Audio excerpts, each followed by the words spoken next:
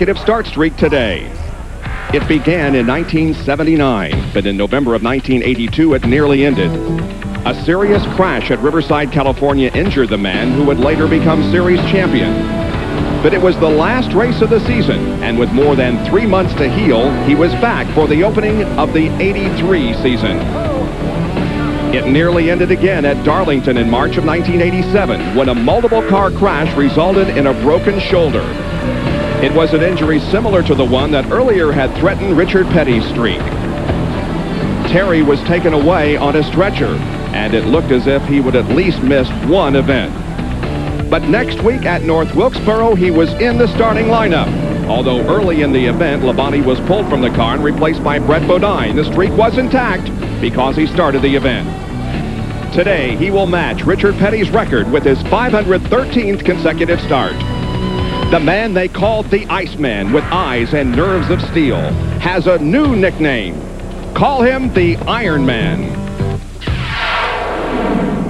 Jimmy Carter was president of the United States. Muhammad Ali was still active as a heavyweight boxer, and Terry Labonte was starting his first full year in Winston Cup racing. As Bob Jenkins said, the year was 1979, 17 years ago. And Terry, we just saw over the past 17 years, there have been some very, very painful moments to keep the streak alive. Well, yeah, a couple times, I guess, but overall, I've been awful lucky and driven for some great teams over the years and always been able to qualify. What a day for you. Not only a special day tying the record, but doing it in classic style from the pole.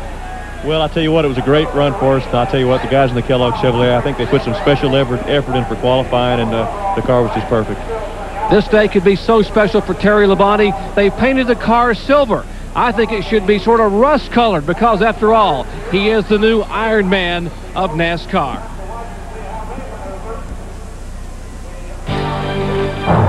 ESPN Speed World welcomes you live to North Wilkesboro, North Carolina Speedway and the running of the NASCAR Winston Cup First Union 400.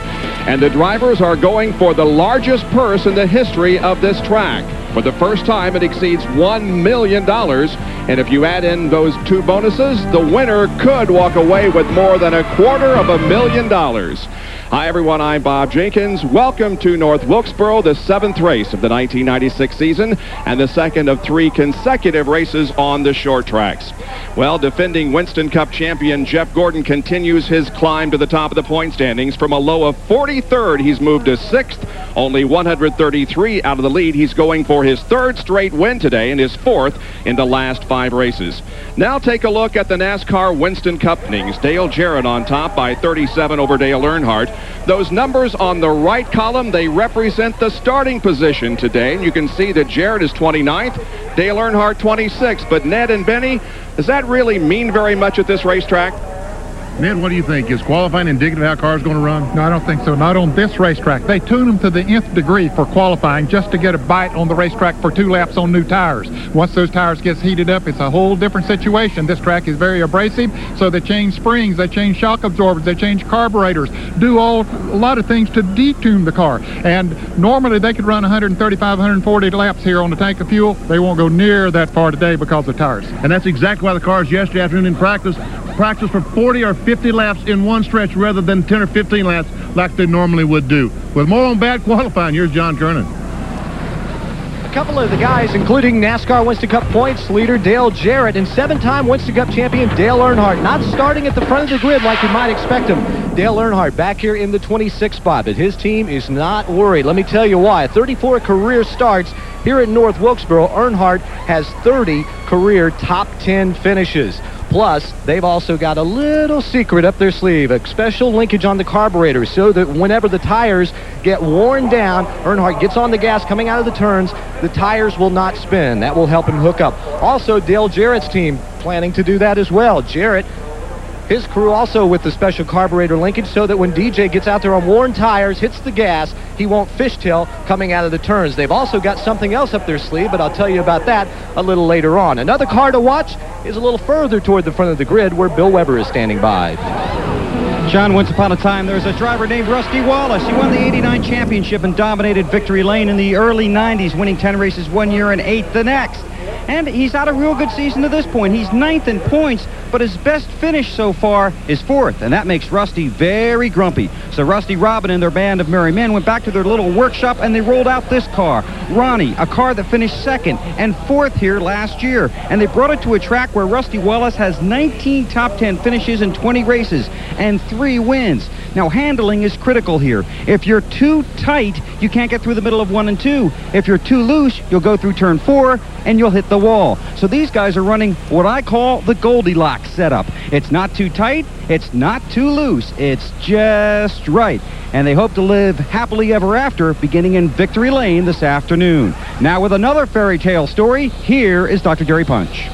Well, Bill, 36-year-old Elton Sawyer may not look like Cinderella, but on Friday the glass slipper fit when their car qualified 9/100ths of a second off the pole. And folks, why is that critical? Say qualified isn't important? Let me show you. Right behind where Elton is sitting back here, there is no sponsor, nothing on the quarter panel. Before the clock strikes midnight, or maybe before that checkered flag waves today, someone will call and want to sponsor their Ford Thunderbird. As we're getting set for Gentlemen Start Your Engines, remember, Elton may start on the front row, but doesn't have a lot of experience. Only his 9th short track start. The big question, will his lack of experience allow him to stay there, or will he filter back through the pack today? And one of our Grand Marshals, John Boyd, tell him about it. Gentlemen and Jimmy Spencer, start your engines!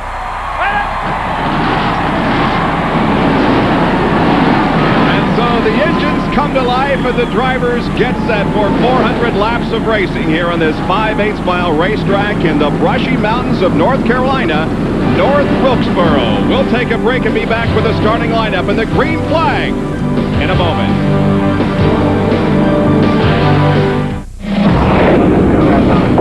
Let me go. What's y'all tell them? Anchor outbound in here.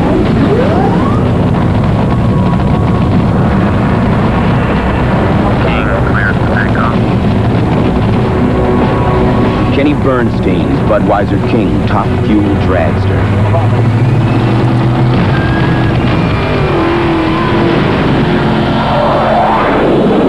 Who says you need wings to fly?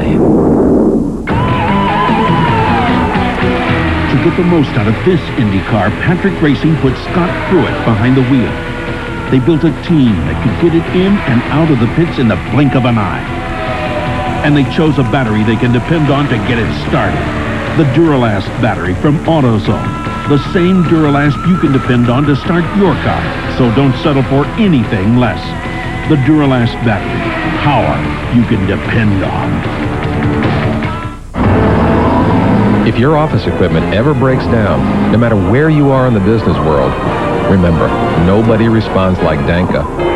Welcome, my son. Hello, Dolly. Everyone wants to know the facts of life, but look at the jam I'm in. I can fix that. Only Danka offers copiers, fax machines, and digital systems with this world-class commitment to service. You're wise beyond your years, Danka man.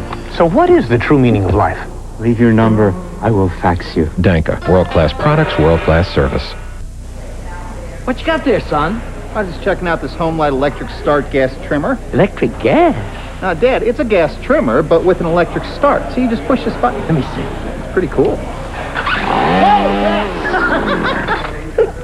Feels good.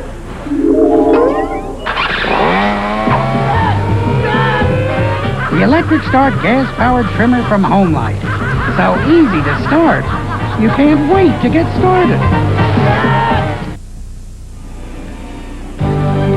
ESPN Speed coverage of the First Union 400 from North Wilkesboro, North Carolina is being brought to you by Burger King, where you can get your burger's worth.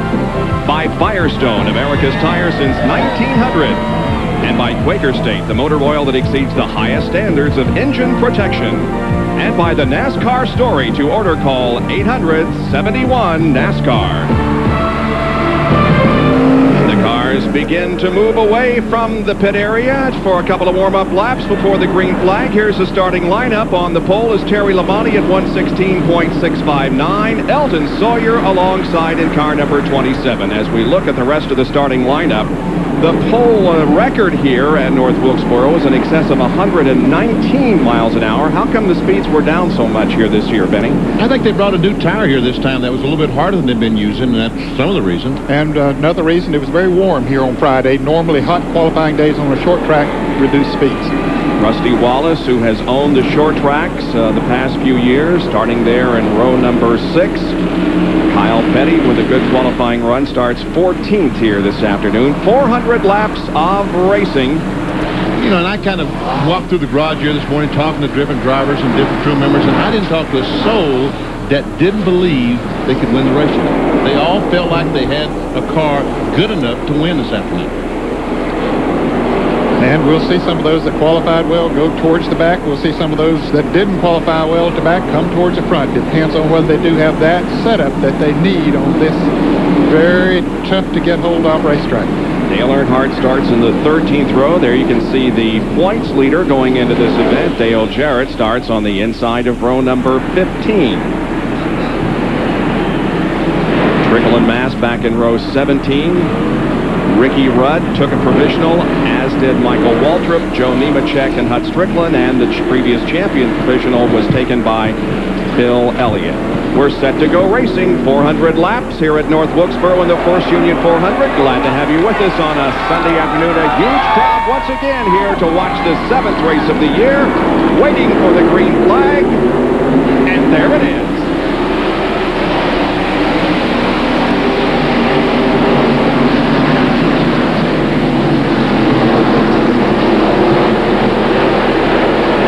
Sawyer has never led a NASCAR Winston Cup race. Labonte pulls alongside of him in turns 3 and 4.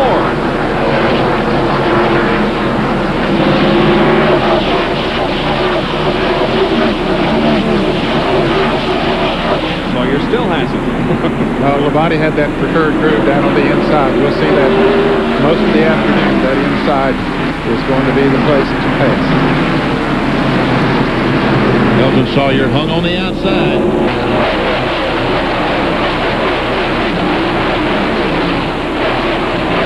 Man, what kind of camera is that? It's our tread cam. Isn't that something? Whoa. Bobby Hamilton now moves alongside Eldon Sawyer as Eldon still can't get down into the inside line. Boy, he just has not been able to find an opening anywhere. Hit the brakes and dive in there. Turn left. There you go. Yeah. Ernie Irvin is also on the outside. Jeff O'Dine in the QVC car trying to get by Ernie. There goes Earnhardt trying to dive on the inside of Andretti. Can't make it.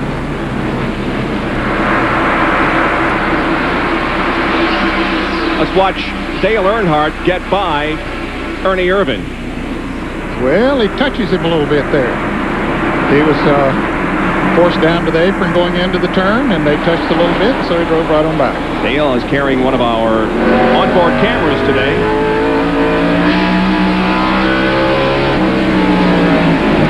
There, Ernie thought he had a spot that he could get back down on the inside, and Earnhardt had covered it pretty quickly.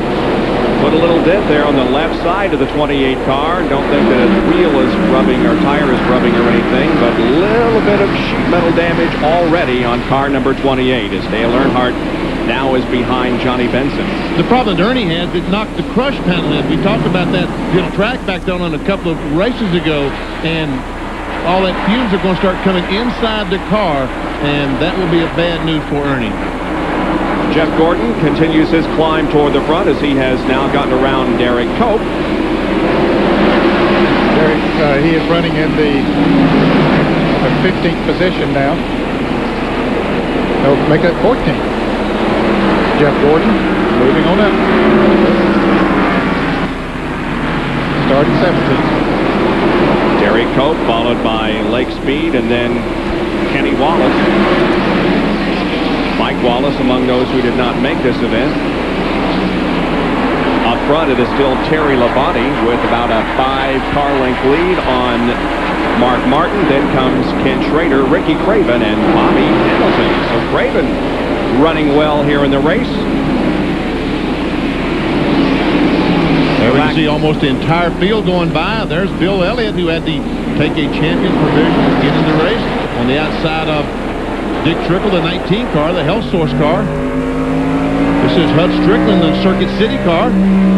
Michael Waltrip is up ahead in the, a little contact between Michael Waltrip and Dick Trickle. Waltrip in the Citgo car for the Wood brothers. Well, these cars are just a little over a half a lap behind the leader. They're a little over half a lap behind, a little less than half a lap in front of him. Hud Strickland is on board count. He's running next to last. The 24 car is down to the inside of Kyle Petty, looking for 13th position. Couldn't get it done, though, off the corner. As a matter of fact, had to get off the throttle enough that he lost 3 or 4 car lengths on Kyle Petty's car. There's Jeremy Mayfield, the RCA car, direct in front. This is a camera on the inside of right rear car of Kyle Petty's automobile.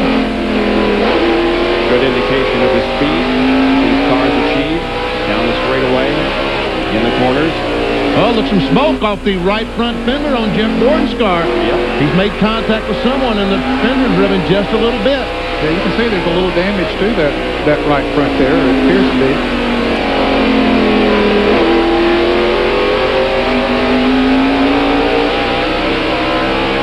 Jeff Gordon is going for his 3rd win in a row, and nobody has done that since Rusty Wallace in 1994. Still there, he's coming back.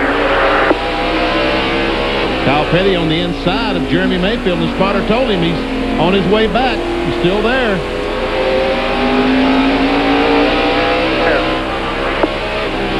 Now see the right front smoking on Jeff Gordon's car. You can see a little bit better that time.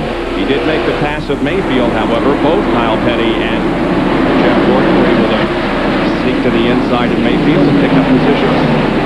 We can see the fender where it's been knocked in. Once again, Hamilton trying his best to get by the Ricky Craven automobile. That's for 4th. Terry Labonte has pulled away from the rest of the field, leaving Mark Martin 2nd, and then this trio consisting of Schrader, and here is Jeff Gordon now going to the inside of Kyle Petty. Clear. Moves up to 12th. So Jeff Gordon is moving up while Terry Labonte, in his 513th consecutive NASCAR Winston Cup start, leads the First Union 400. Enter the Performance Zone with Split-Fire Performance V spark plugs. If you get your passing gear, you're gone. The difference in gas mileage has been fantastic. Split-Fire Performance V spark plugs mean better performance, more horsepower, and better mileage. So say the experts and the people who use them. They're the best plugs I ever put in my car. Enter the Performance Zone only with Split-Fire Performance V's, guaranteed. When you're looking for the place with the best for your car, when it's quality and service you need, so where you question gets an answer and your money go on. Well, getting it right is the key. Get to the motivated, celebrated, Federated Auto Parts. Federated, 2,600 stores offering expert advice and the best in brand name parts. Dedicated, Federated Auto Parts. Federated.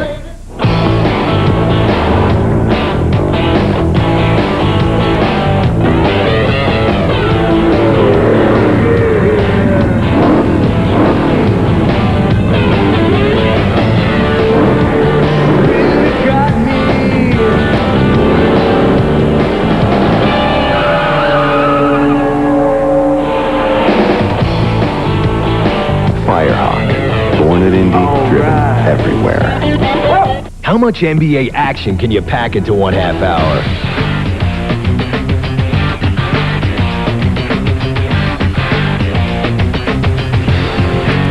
How much can you handle?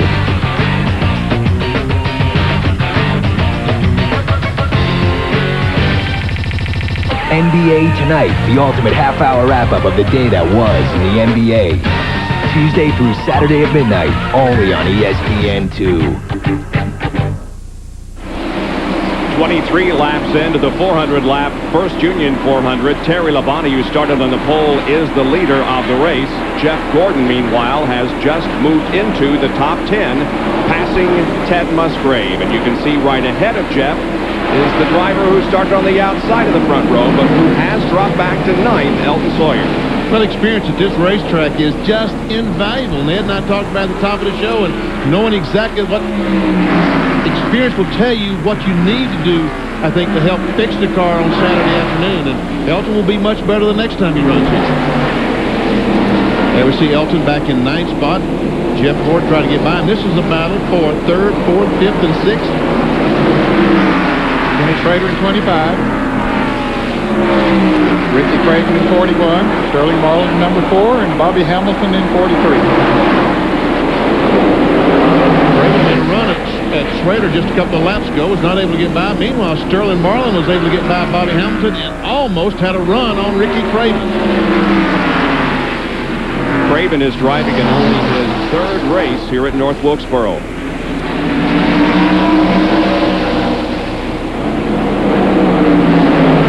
Now he's going to try Schrader on the outside. I think that's going to cost him a spot. Oh, yeah, I think so too.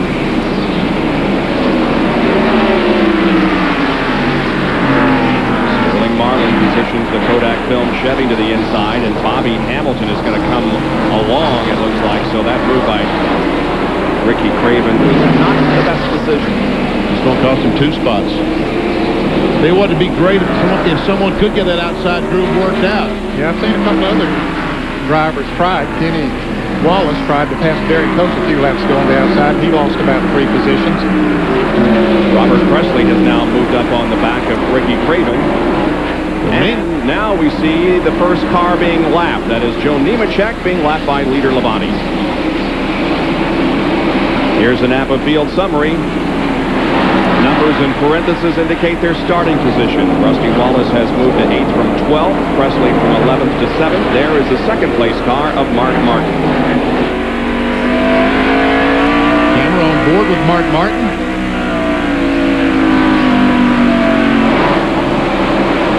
Now Sterling Marlin moves into 3rd position, passing Ken Schrader. Well, Schrader gave him plenty of running room there going into turn 3, and he took advantage of it.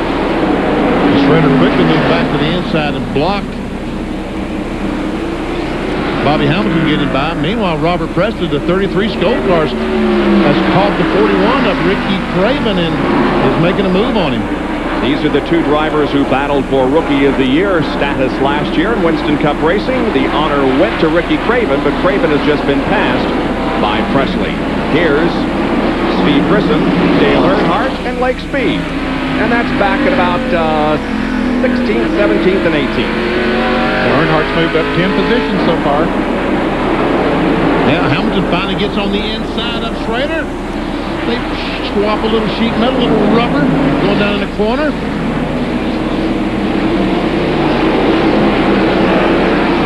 And Hamilton gets the back end out of shape as he comes off the corner. Yeah, those tires are beginning to get heated up a little bit. And as they come off the corner, we're going to see more slipping and sliding. There we saw Presley do the same thing. And yesterday afternoon, they said at 30 laps, that was the magic number, at 30 laps, they really started seeing a big difference. And now we've been 35 laps, so there is a difference. Rusty Wallace closed up on the back bumper of Jeff Gordon. You can see by your scoring pylon on the left that Gordon is in 24, 8th position, and Rusty Wallace in 9th. Jerry, what's the situation regarding tires? Well, Bob, Jeff Gordon does have a slight right front tire rub on the car number 24 as you watch it from Rusty Wallace's road cam. Gordon apparently tapped Kyle Petty coming to the field early on. Now, Ray Everett a moment ago told Jeff that, hey, don't worry about it, champ. Don't worry. Just keep digging. And by the way, be smooth. Keep those tires and brakes very cool.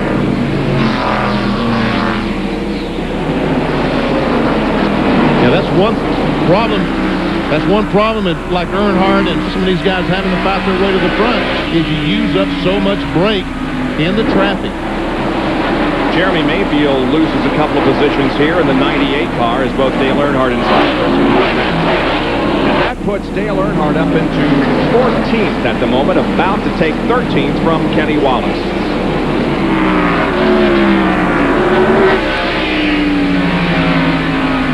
And he does. And the leader is in big traffic. He's on the outside of Dick Trickle, and there's a couple of cars running in front of him. Jimmy Spencer, his car apparently has gone away. He's lost about 10 positions in the last 4 laps.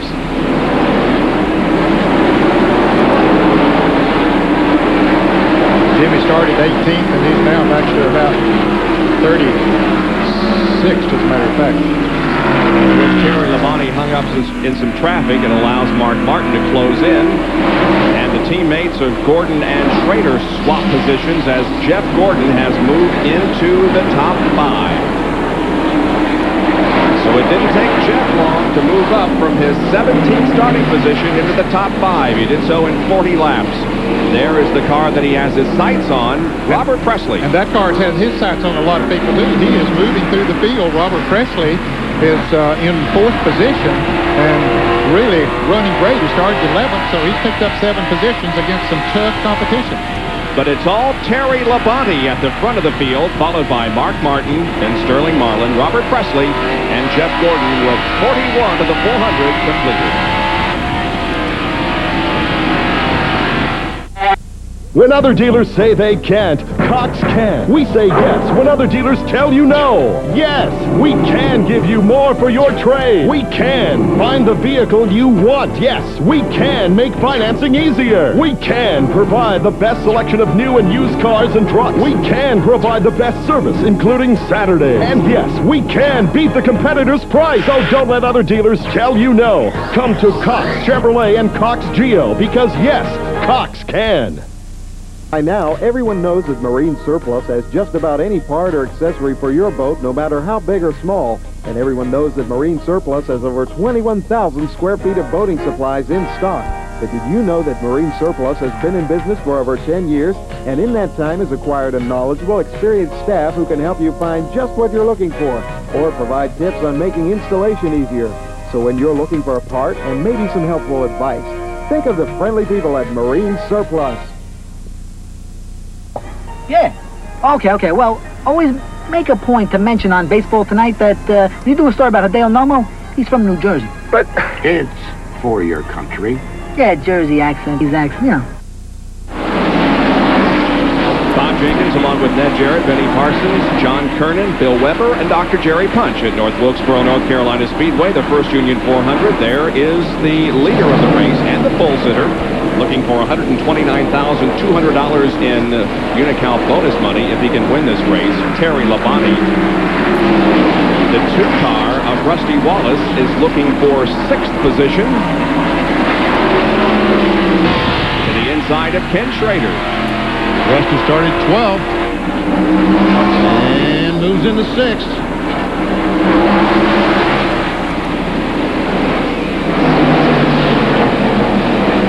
And Bobby Hamilton once again trying to get alongside. Looks like he has Schrader this time. At least has position on him.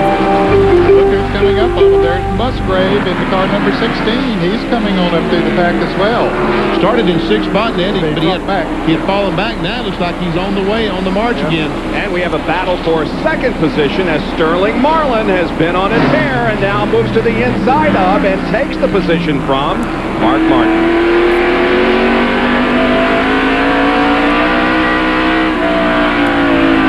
Break, we saw Dick Trickle in front of the leader Terry Labonte, and he's still in front of the leader Terry Labonte.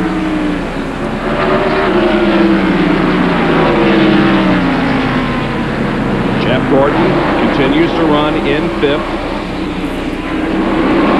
but our AutoZone on-track interval shows that he reduced the interval between himself and the leader Terry Labonte from 6.3 seconds on lap 42 down to 4.5 seconds on lap 46. But Labonte is just an atrocious traffic. And again, I'm not saying that these guys are bad. It's just that these fellows are racing their hearts out trying to stay in the lead lap as they're tripping once again. And just put a lap on the outside pole sitter. Elton Sawyer running in 32nd position. He has dropped back quickly. How about Dale Jarrett, our points leader? He's 23rd at the moment in the Ford Quality Care machine.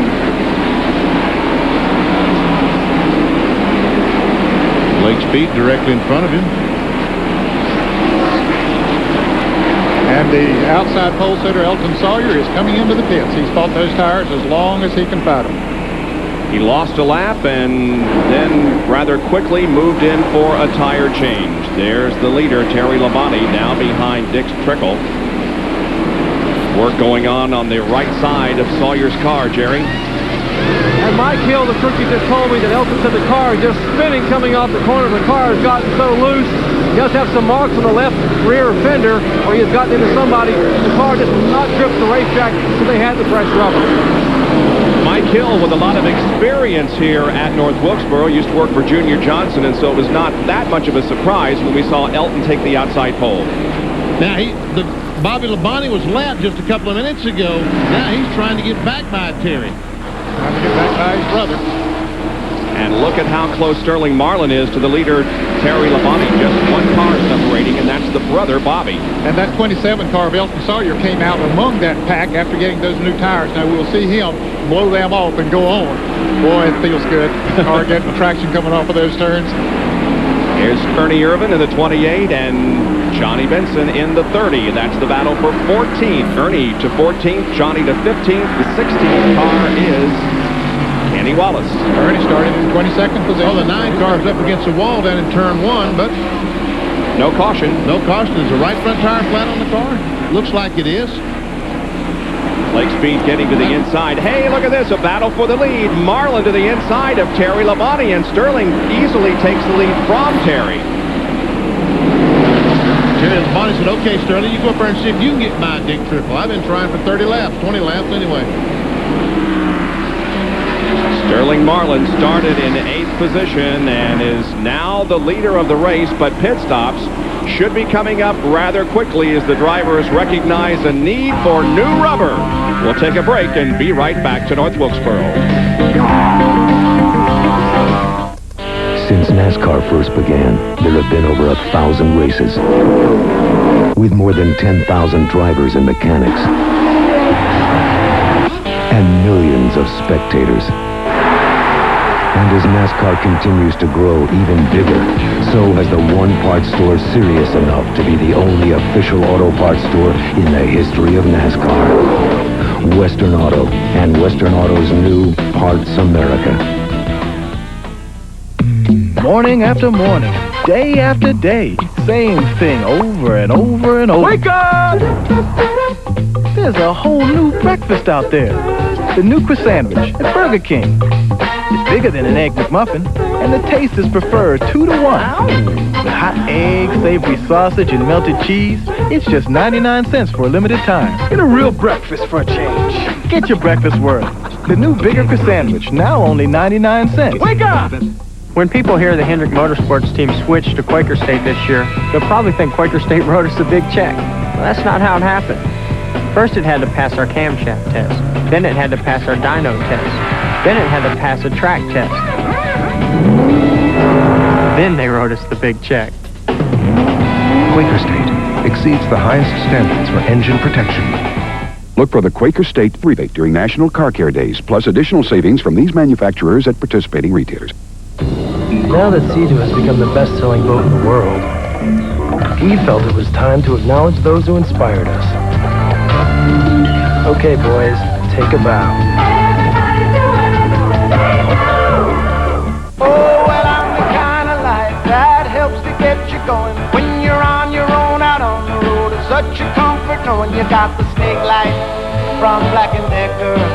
I get around, I'm the snake light. Sterling Marlin, who finished 7th last year as the leader of the race, this is the only the 3rd time that he has led here at this racetrack in 21 starts. Pit stops being made. Bill Elliott in for a change of rubber. The 9 car of Lake Speed also in. So making the chassis adjustment on the McDonald's Ford while the car was in. Bill Elliott is away in the McDonald's Ford. So the span car of Lake Speed also in the pits.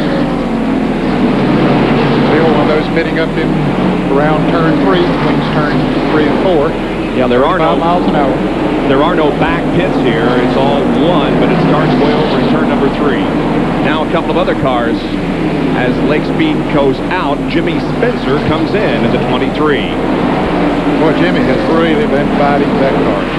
Terry Labonte loses second spot to Robert Presley. And here comes Jeff Gordon. And he'll take over the third spot.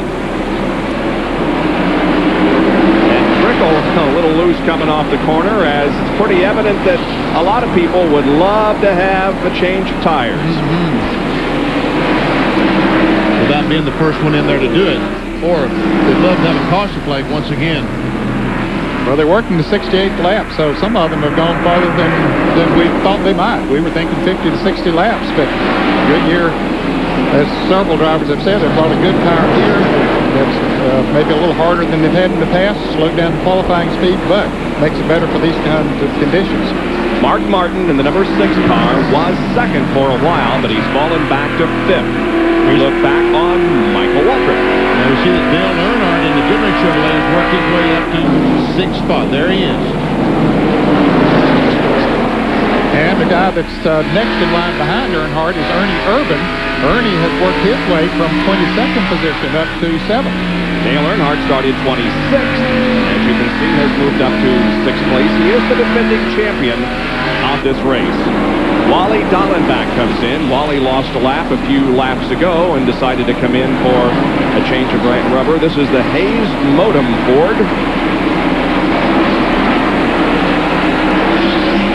Left side rubber being changed while the 42 car of Kyle Petty is on pit road looking for his assigned pit area.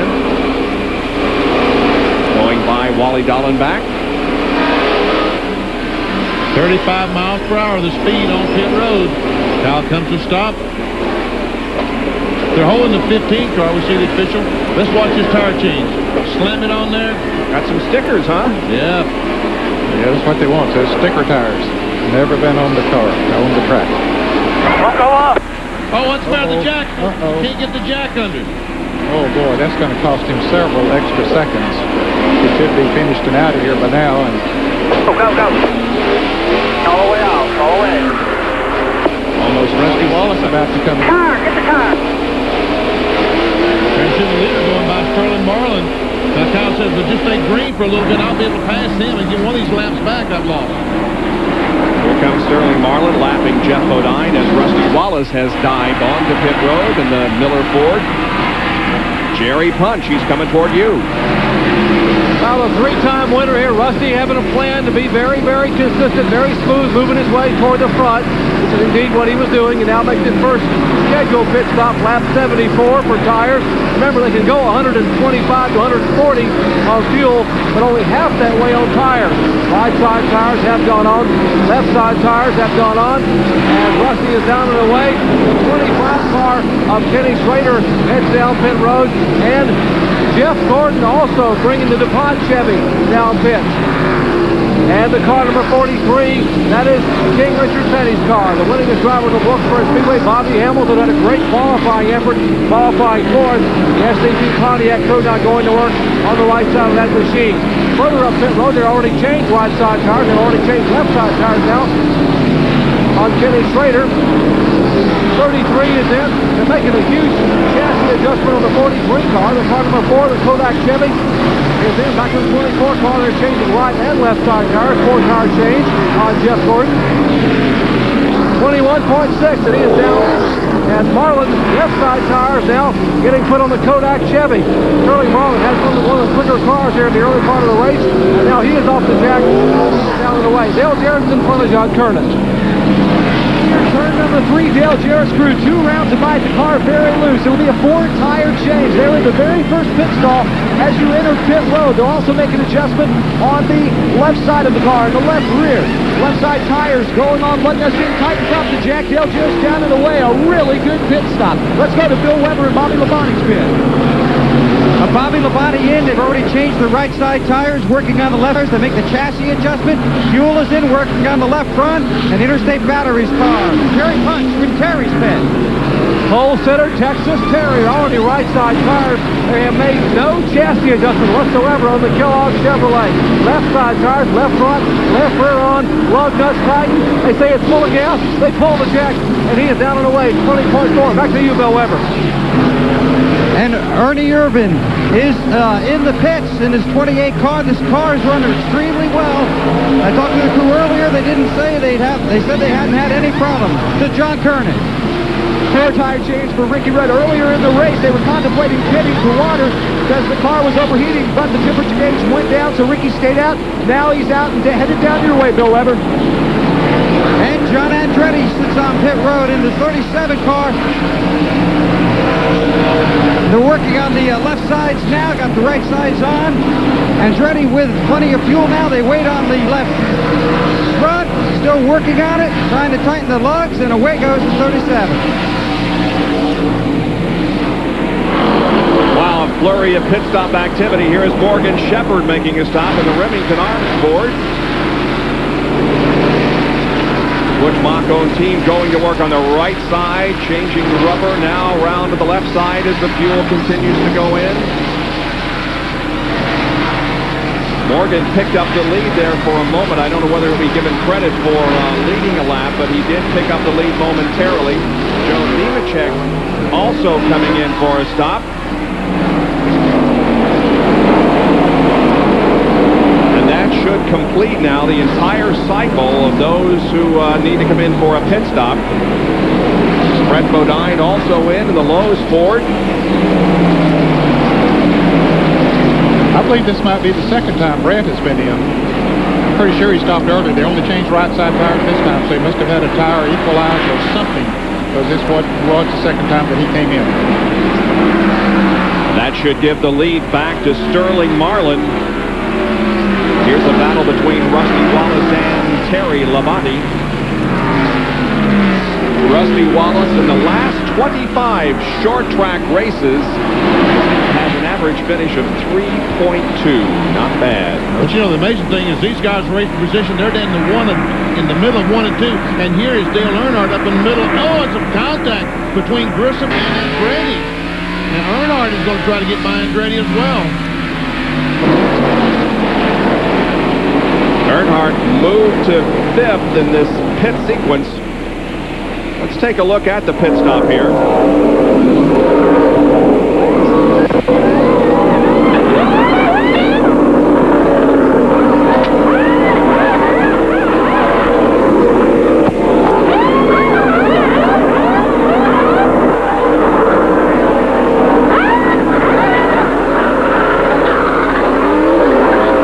It was a 4-tire change, but it was a quick one. It was a very quick pit stop. And here is Robert Presley has caught Sterling Marlin. Marlin took him a couple laps to get by Darrell Waltrip. Now let's see how long it takes Presley to get by Darrell. It was under 19-second pit stop for Dale Earnhardt. But the leader is Sterling Marlin. Robert Presley is second, and Dale Earnhardt runs third in the First Union 400 at North Wilkesboro, North Carolina. We'll be right back. When other dealers say they can't, Cox can. We say yes when other dealers tell you no. Yes, we can give you more for your trade. We can find the vehicle you want. Yes, we can make financing easier. We can provide the best selection of new and used cars and trucks. We can provide the best service, including Saturdays. And yes, we can beat the competitor's price. So don't let other dealers tell you no. Come to Cox Chevrolet and Cox Geo, because yes, Cox can. Check out Popeye's new chicken tenderloins. They're the best. You're right. Juicy all white meat chicken, great Popeye seasonings. Well, sort of good. Now get 3 chicken tenderloins, dipping sauces, a biscuit, and any side, just $2.99. Or 4 tenderloins, 8 pieces of chicken, and 4 biscuits, $9.99. Hurry in to Popeye. Sports Center, I would say the idea of being a sportscaster and a celebrity, that's worn off. I mean, that's old. Did you see the show last night? It's national TV. People come here to work. Means if you're in New York, you can see it. If you're in Miami, you can see it. Here, you got a job to do. Your daddy needs tickets to the game? Done deal. You got it. You're not a star. I want you to come by the station and give you a tour. Is it all right if I call you Sunshine? It's the first Union 400 NASCAR Winston Cup race from North Wilkesboro Speedway. Sterling Marlin is the leader at the end of 93 laps. And tonight, ESPN Sunday Night Baseball heads to the Rockies as Rico Bronya and the Rockies take on Dante Bichette, the 1995 National League Home Run King, on Sunday Night Baseball. The Mets and the Rockies, 8 o'clock Eastern Time tonight. We got a caution flag. Jimmy Spencer. First of the day. First caution of the day. Comes on lap 95. And Robert Presley made it to the line first, and he is the leader of this race. Here he comes down pit road. Yeah, that happened right in front of the leaders. Somebody tagged Jimmy Spencer and spun him around, and it was right in front of the leaders. Presley's having the race of his career at the moment. Let's go to John Kearney. Robert Presley sitting, waiting patiently, getting a drink of water as they do a 4-tire change. Right sides are on. A little problem with the right front tire, it looked like. Andy Petrie taking a little bit longer than usual. But they swing around to the left. Tires come off, go on. They tighten the lug nuts one at a time. Presley waiting, now he's gone. They were looking at the right front fender like he might have a dent or something, some damage to that right front. Man, look at the chaos in pit road. Everybody. And it hasn't been too long since they were in, but this caution sent everyone in once again. Yeah, they'll take every opportunity after they've run 10 or 15 laps to come on in and get some new tires on. Here comes Terry Labonte out. Mark Martin still waits on pit road on the right side of your screen. Here's a replay of what happened to Jimmy. Looks like he and Kenny Wallace in the 81 car make contact. And Kenny almost gets tagged from behind, or does get tagged from behind by Derek Cope. Almost spins, but meanwhile Spencer goes up, and I don't know if there's how much damage there was to the car. It doesn't look like there's a whole lot. Let's see. Doesn't look too bad. But it is our first caution, and it comes at almost the 1/4 mark. Here in North Wilkesboro, North Carolina, we'll be back after these messages. Talladega is a technical track. To win there, you got to understand the draft and be able to use it to your advantage. Knowing when to make your move, where to make your move. It's just an all-day drafting chess game. High bank, flat out running, 30-car drafts. You're hooked up in a 200-mile-an-hour freight train, and you can race 500 miles and just win by inches. Busch Beer is proud to bring you the great tracks of NASCAR, now featuring the Talladega Super Speedway. That's Talladega. You just run flat out all day long. I had the dream again. Go back to sleep. But this time it was different. I was having a hearty sausage and egg biscuit. You know, big helping of eggs, sizzling sausage with savory spices. One of those incredible biscuits. Made from scratch? Right. But this time it only cost 99 cents. That's not a dream. That's a deal. There's nothing like Hardee's delicious sausage and egg biscuit. Only 99 cents for a limited time. It's all Hardee's. All mine. When do they open? Only 6 more hours. In the perfect world, your house is a home, and your garage is, well, a garage. Loaded with the top brands of tires and batteries, staffed with ASE-certified mechanics capable of handling your brakes, shocks, and front-end work.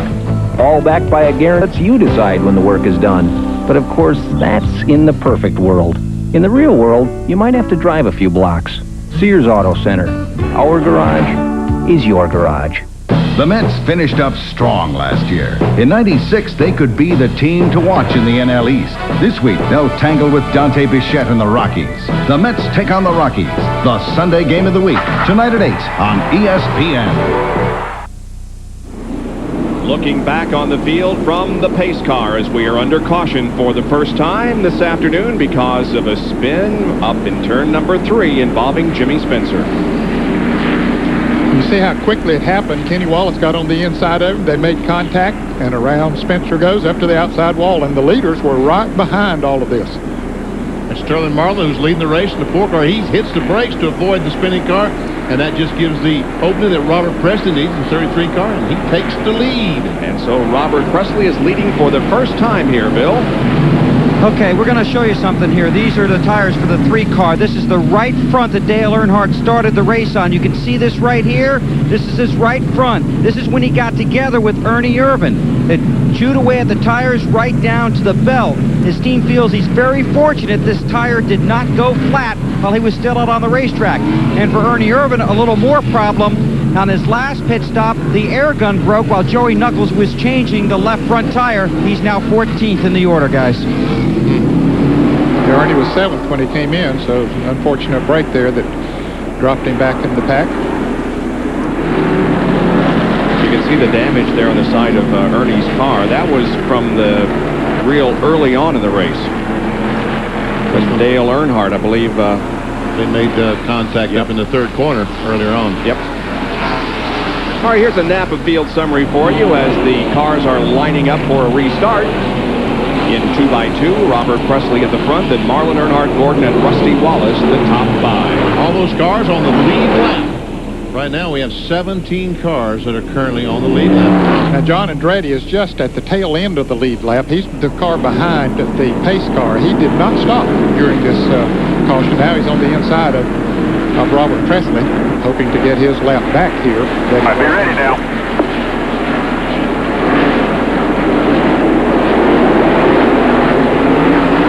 Great.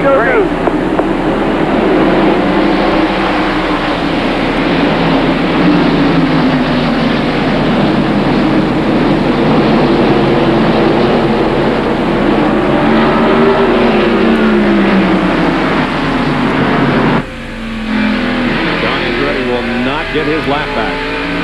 Well, he pitted later than most of the others, so his tires were not as old as those been earlier, but still, it doesn't take many laps to lose the good speed out of the tires. And they start slowing down. Actually, the 2nd lap, they're slower than they are the 1st lap. And we see Rusty Wallace diving on the inside. And behind here comes Terry Labonte, our pole sitter, Rick Mast.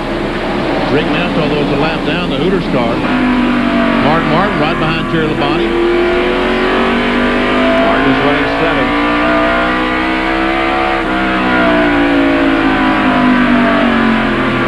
See John Andretti getting a little bit out of shape up there.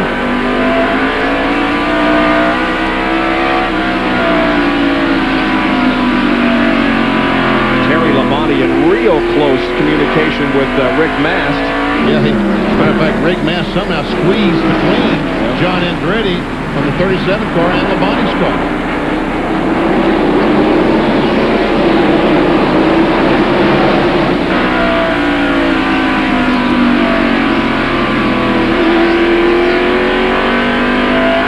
There you saw the last lap of 112 compared to the pole speed. Oh, Dale Jarrett and Ken Schrader are in trouble. Dale Jarrett's got a flat left rear tire. That's right, the left rear tire is flat, Ned. And his is the very first pit stall, as John Kernan told you a few minutes ago, so he had to get on the brakes quickly in order to make the pit stop, and he has arrived. After they get that tire changed, he will have to keep the 35-mile-an-hour speed limit all the way to the first turn. I think what happened, Nemechek gets into him right here. Yeah. I think that's where his tire gets cut. Yes, it did. There he goes down the corner. He knows the left rear's flat. And Kenny Schrader follows him up there. He was lucky, all of those cars back there, they didn't get run over. Schrader lost several positions because of that. Now Dale Jarrett is still on pit road. There he clears it and now can accelerate. That's a long way around to 35. It sure is. By the same token, though, Jeff Gordon, who, of course, has the first pit stall down in turn number 1, has to get in at 35 miles an hour and go clear around. But when he's finished with his pit stop, he can immediately accelerate.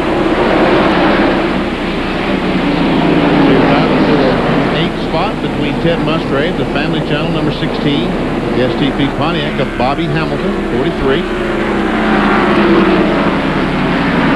There's Darrell Waltrip. Hamilton makes some contact going down in turn 3. Darrell is already a lap down in 23rd position. Darrell Waltrip has won at this racetrack 10 times, the most recent in 1991. This is from Hut Strickland's car. And John Kernan is there with air that came off of Dale Jarrett's car. Bob, it's kind of hard to tell exactly what happened, but they're going to look at it now. But as we point down here, you can see just a little bit of paint where he got together, maybe with a fender, got the tire cut or pushed it back in, broke the bead. Then once it goes flat, you see what happens. As it goes around, the tread starts to separate.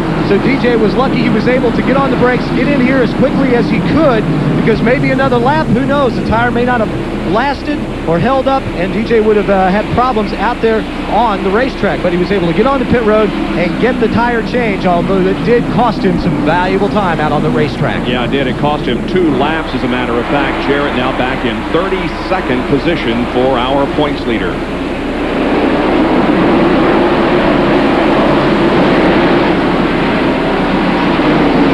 Leader of the race is Robert Presley. This is only his 3rd race here at North Wilkesboro. He's finished 18th and 33rd last year. His best finish in 96 so far is 16th at Richmond. There's 2nd place, Sterling Marlin, and 3rd place, Dale Earnhardt.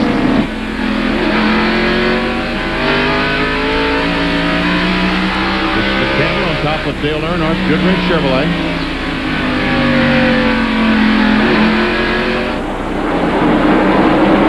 Elton Sawyer, who continues to struggle, started in 2nd position on the outside of the front row.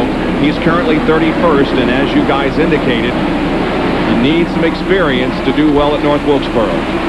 And money. I mean, let's face it, I'm sure that they're not spending the kind of money that some of the other cars are spending, because David Blair, who owns this car, would have to come up with $4 or $5 million a year. There's Ernie Irvin, who is 15th. Ernie is the last car on the lead lap.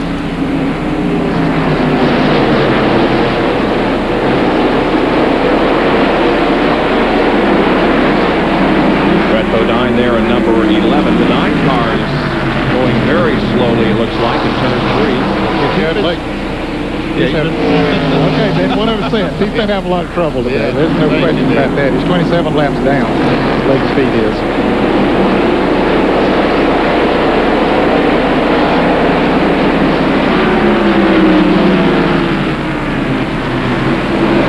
Right now, run as fast as you can, but yet try not to abuse the tires. What all these drivers are trying to do is run as fast as you can, but right there, don't nail that gasoline so hard that you spin the rear tires and get the car sideways. Look at Jeff Gordon move in on Dale Earnhardt for 3rd place. So Earnhardt has his rear view mirror full of the DuPont Chevrolet driven by Jeff Gordon. Earnhardt is 3rd, Gordon 4th at the moment. When the Hendrick team switched to Quaker State this year, I was talking with my crew chief about it, and he said they ran through all these tests, and the stuff beats all their standards. So I said, but don't forget, we won 8 races with last year's oil. And he said, yeah, but don't you forget, we also lost 24. Tough crowd. Dang, God. Quaker State exceeds the highest standards for engine protection. Look for the Quaker State 360 rebate during National Car Care Days, plus additional savings from these manufacturers at participating retailers. Good as they are, if you think added engine protection only comes in a bottle, this will rock your lifters. The new Fram Double Guard oil filter with DuPont Teflon additive already in it. The same amount of Teflon protection as a quart of the leading engine treatment. Now one filter does 2 jobs to fight dirt, driving extremes, and startup wear for a lot less than using almost any of the leading bottles. The new Fram Double Guard oil filter with DuPont Teflon already in it. A lot of folks in Johnson City, Tennessee will tell you when you need a part for your car, go to AutoZone. The parts are top quality, the prices are low, and the people are helpful, like Gary Jennings. You see, when it comes to auto parts, folks will tell you Gary really knows his stuff. Oh, sure, they know there are other parts stores in town, but when it comes to getting the right part, the right price, and good advice from folks like Gary, there's just no place better than AutoZone. You can't stop the rain, but you can help stop water spots with new Vision Auto Polish from Turtle Wax. Watch. Thousands of gallons of water flood this car's finish. But new water-repellent chemistry from Turtle Wax with 3M technology lets Vision sheet water right off before it can spot, leaving nothing but a long-lasting, brilliant shine. Help stop water spots before they start with new Vision Auto Polish from Turtle Wax. Robert Presley. Old Machine is the leader of the First Union 400. And Lake Speed all of a sudden is picked up and is keeping up with the leaders in the speed car. Presley has led the last 31 laps. Here is Ernie Irvin and Kenny Wallace. 14th position. You're battling for. Ernie just took it over. And Ernie lost it back in just a tick that time. Watch the 81 car here. Oh, a little bit of a bump from the 19 car of Dick Trickle, and it gets Kenny Wallace out of shape. A little chain reaction that allowed Ernie Irvin to pick up the spot.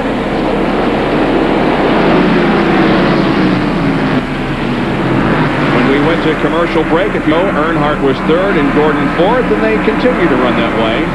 Although the 4 car lengths difference between the 2 cars has closed up to practically nil. We have had, as you can see by your scoring pylon, Terry Labonte has moved into 5th, putting Rusty Wallace back to 6th place. That occurred during our break.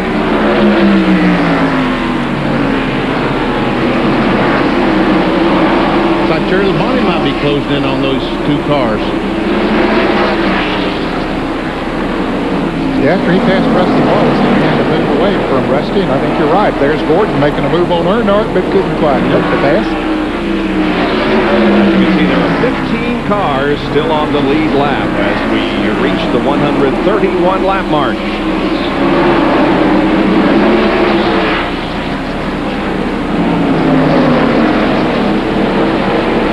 Sterling Marlin just isn't that far in front of these 2 cars.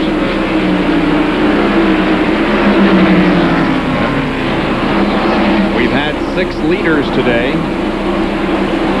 There is Robert Presley. He's in a whole bunch of traffic at the moment, both in front of him and in back of him. He's coming up on Elton Sawyer. John Kernan has more on this great run by Robert. Well, you know, Bob, Robert Presley has only run here twice before. This is only his 3rd start here at North Wilkesboro. But he's got an ace in the hole in crew chief Andy Petrie. Petrie has worked with some of the best drivers, Dale Earnhardt and Harry Mann here. And Petrie has been doing a great job on the radio, coaching Robert, telling him to be smooth, nice and easy, nice and easy. But I tell you what, as good as that car is running right now, it must be hard for Robert to hold it back. Patience, patience, huh? Yep, patience, patience. Do not spin the rear tires. Go fast, but don't spin the rear tires. Don't burn up the tires. And Takes a lot of finesse. Well, you can see the strap by Kyle Petty's head to kind of lessen the G-load on his neck and shoulders as he goes around this racetrack at over 115 miles an hour. That's for a crash. Oh, is it? That's for some kind of crash. I don't know what that is all about. We'll have to check that out. Here's Jerry Punch. Oh, we know Kyle was backslid in the field a little bit. They had a problem with the car being very loose prior to that last pit stop under caution. Another car has a terrible push right in the middle of turns 1 and 2 and 3 and 4. In fact, the crew chief said up in 3 and 4, Kyle looks like he's swatting flies in the car, crossing his arms over to keep the car down across the racetrack with that bad push.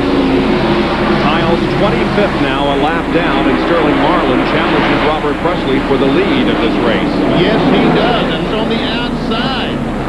That'll be interesting to see if that works. Nope. Now he's going to dip to the inside. That worked. Yes, it did. Uh-oh. Oh, a little bit of contact. Excuse me. Coming through. And Marlin does. Now there's Dale Earnhardt in 3rd. And Jeff Gordon's losing the spot right behind him to Terry Labonte. Labonte goes to 4th.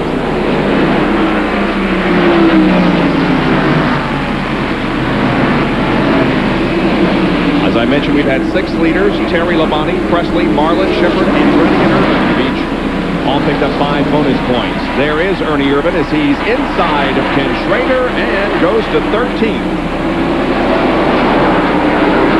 Darrell Waltrip has been on pit road, just going back out in the Parks America Chevrolet. This is where Ernie made his comeback, isn't it? Yep, last fall. Yep. He's having a good run today. Started 22nd. Jeff Bodine in the QVC car is a lap down to Ernie Irvin, but the 30 car of Johnny Benson is the next position. And once again, Johnny Benson is the only rookie in the field, so he has the Rookie of the Year honors pretty much in hand for 1996. Brandon O'Donnell trying to qualify, but could not do it. And Terry Labonte picks off third position from Dale Earnhardt. He just sit back there real quiet and easy and didn't abuse those tires like Davey said. And just now that those others are slipping and sliding a little bit, he just drives right on up there. There is the interval between the leaders, Sterling Marlin, and the third place car of Terry Labonte, 1.98 seconds. He closed 100 for the second that time. So did you see Earnhardt motion Labonte by as he went in the third corner? Put that hand out the window, said, yes, Terry, I realize you're there. Go ahead. You're faster than I am. Up to 2.03 seconds on that last lap. Oops. And here is Ernie Irvin alongside Johnny Benson. Trying to take over 12th. That is turn one. Ernie's car seems to be really good after longer runs. We saw him in the first long run before they made a pit stop. He started marching up through the field, and now he's been on those tires for a while, and looks like they're working good for him. Ernie up to 12th position now.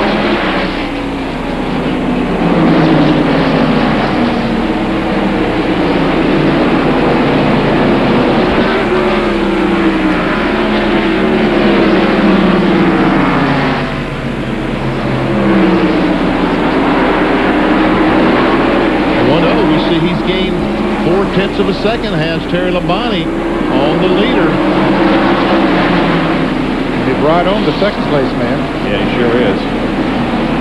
And Presley a little loose down there in the corner. Yeah, I think his tires are very definitely getting It's like Morgan Shepherd in the Remington car. The 75 cars made some contact with someone with the left front. See the hood's all bowed up. Yep. John Kernan, what's the matter with Robert? Bobby radioed in a few laps ago, right before Marlin got around him, and told his crew chief that, hey, the car is real loose all the way throughout the turn. So they've decided, talked it over on the radio, and when they pit about lap 170, which is about 22 laps from now, they're going to lower the track bar to try and tighten the car up. He just lost second position to Terry Labonte. So now it's Marlin, Labonte, Presley, Earnhardt in fourth in the top five. 1.87 separation between first and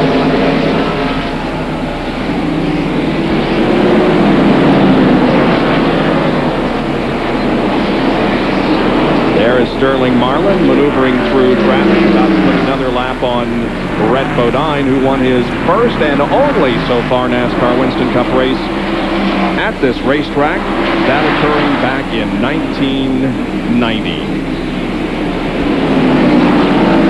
Jeff Gordon and Rusty Wallace running right together for 5th and 6th.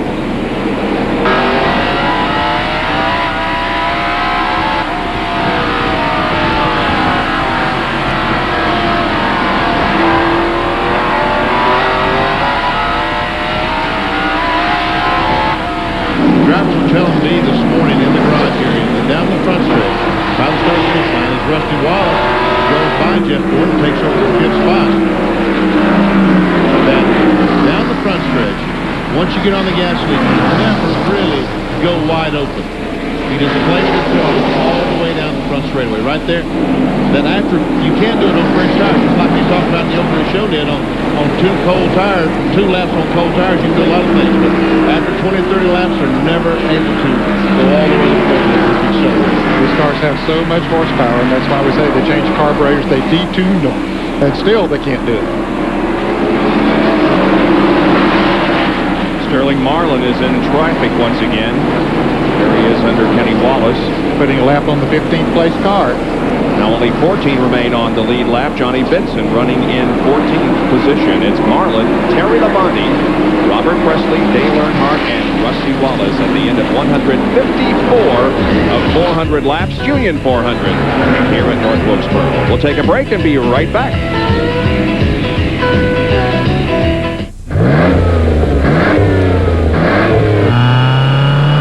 With new spark plugs, you get improved performance for a while. But only Bosch Platinum has a pure platinum center electrode that's heat fused. So Bosch Platinum reaches its self-cleaning temperature faster for full engine power and improved fuel efficiency over a longer performance life. Which means you'll replace a lot of other things before you change your Bosch Platinums. Bosch Platinum, the ultimate spark plug.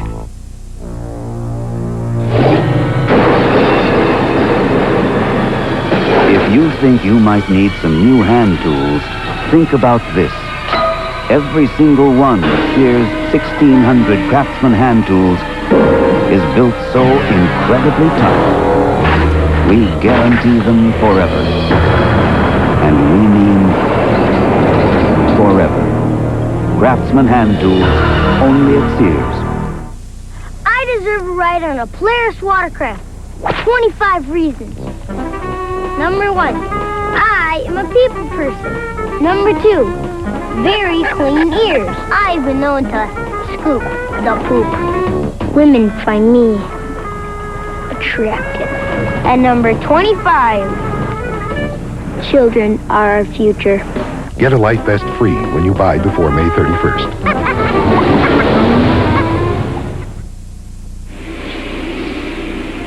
Hi, this is Alan Bestwick. Right after the race, the real Terry Labonte and the real Jeff Gordon join me on NASCAR Shop Talk from the Hendrick Motorsports Museum in Charlotte. The phone lines are open now. Stay with us. NASCAR Shop Talk right after the race.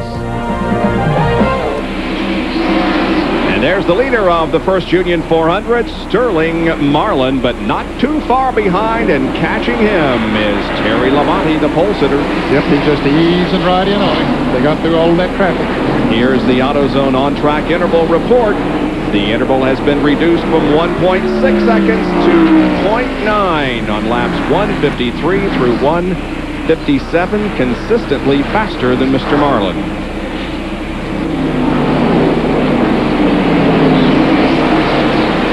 Meanwhile, the 33 car, Robert Presley, continues to hang on for third position, but he is battling a very loose race car. By the way, Johnny Benson has been lapped. We told you before the break that he would be the next car to go down a lap. He has been put down a lap. See, Rusty Wallace has caught him, and you can see Robert Presley's car, the back end, just dancing around.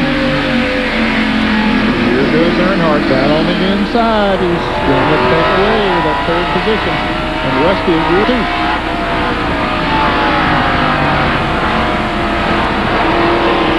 He'll take the spot away. So Presley.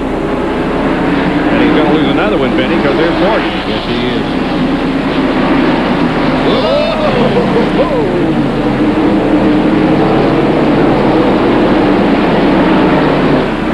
And here comes Dale Jarrett also passing Presley. Dale has the fastest car on the racetrack. Of course, he has a few laps less on his tires than anybody else. He was 10 seconds behind these guys when he came out of the pits. And after that flat tire, but he has run them down, but he's still 2 laps down. Yep, in 26th position. And Rusty Wallace moves to third. Was blown by Dale Earnhardt. And Robert Presley has had enough. He cannot go any further on those tires. He has come in for a pit stop. Got to have some help. Can't blame him. Let's go to the pits and John Kerner. Presley is in for a 4-tire change, some damage. He got into somebody on the right front. They want to make sure to get that fender pulled away. But he had told Andy Petrie that the track is getting slicker and slicker and slicker. They'll go down 1.5 rounds on the track bar, and that will hopefully tighten up the car for Robert. Left side tires going on. Leo Jackson McClellan making sure the windshield is clean. Down and away. Let's go down to Bobby Hamilton's pit and Dr. Jerry Punch. Familiar STP colors for Bobby Hamilton. Robbie Loomis and company putting right side tires on the car. Same car that led so many laps in Richmond, Virginia on the first short track race of the year. Left side tires going on. 25 car coming in. That is Kenny Schrader and the Budweiser crew now going to work on that car. Phil Hammer and company, right side tires. Schrader, an outstanding qualifying effort.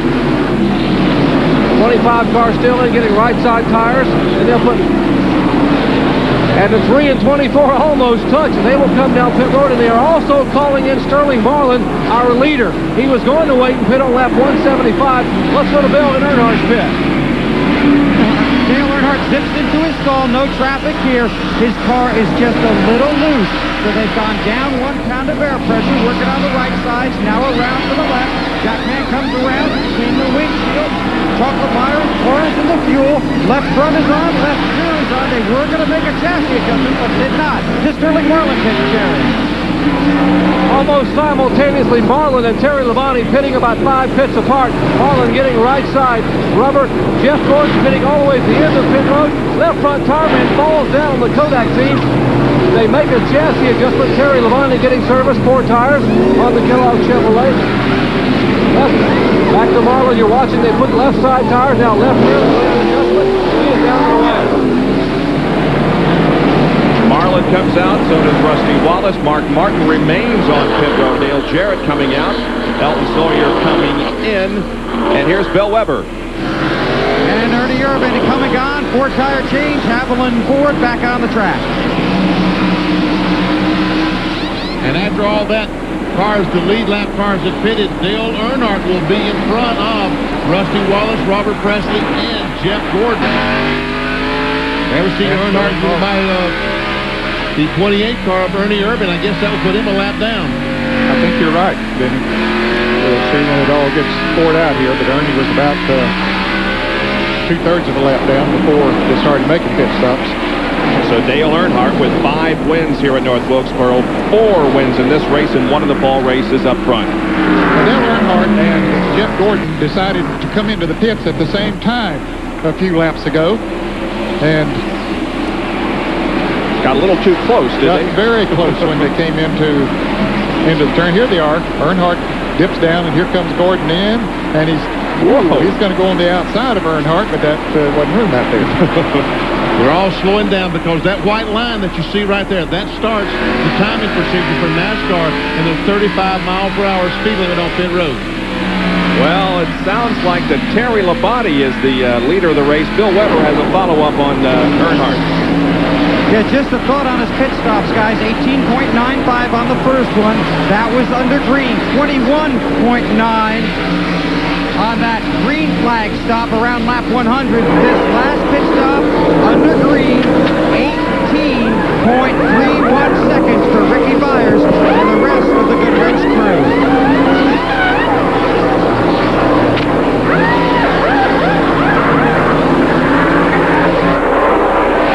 Carefully choreographed moves by all team members as the car comes in for a stop. That really was a great pit stop by that entire crew. I thought you said Earnhardt was leading. Well, no, of the cars that pitted while that we were covering, he ended up in front of those cars.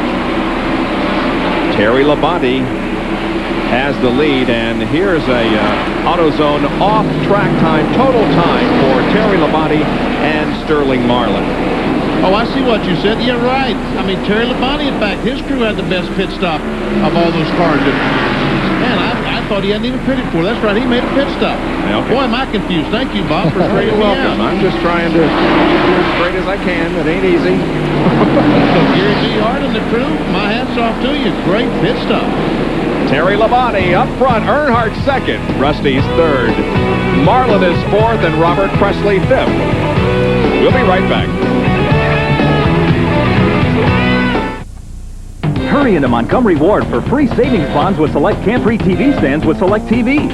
This Toshiba Stereo 32-inch color TV with picture-in-picture is just $8.99. There's free delivery on select laundry pairs. And look for these exclusive values. This Amana 18 cubic foot refrigerator or this 21 cubic foot Admiral, both with free ice makers, your choice just $5.89. Plus ask for 0 interest on all premium mattress sets. This Serta Edmonton Queen set is just $3.99. So get to Montgomery Ward today. Ah, spring. Flowers. Birds. Hockey.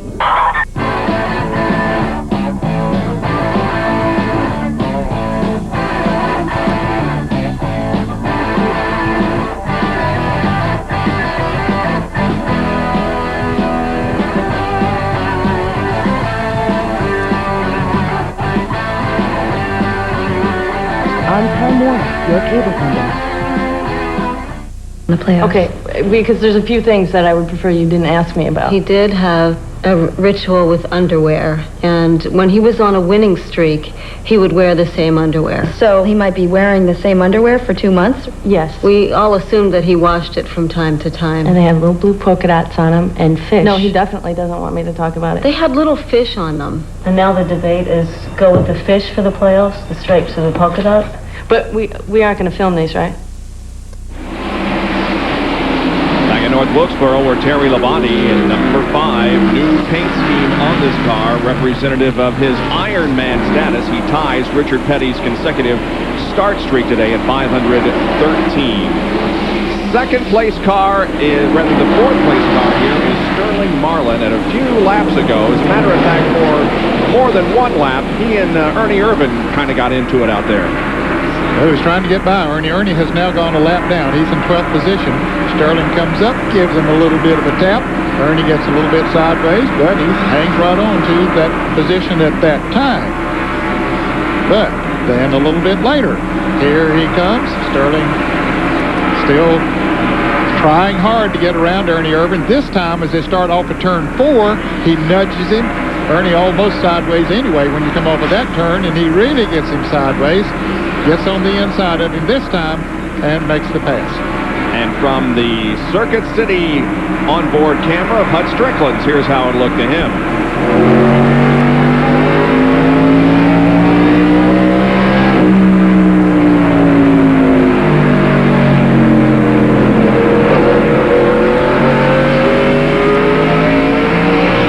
So Sterling Marlin running in 4th position, Doc.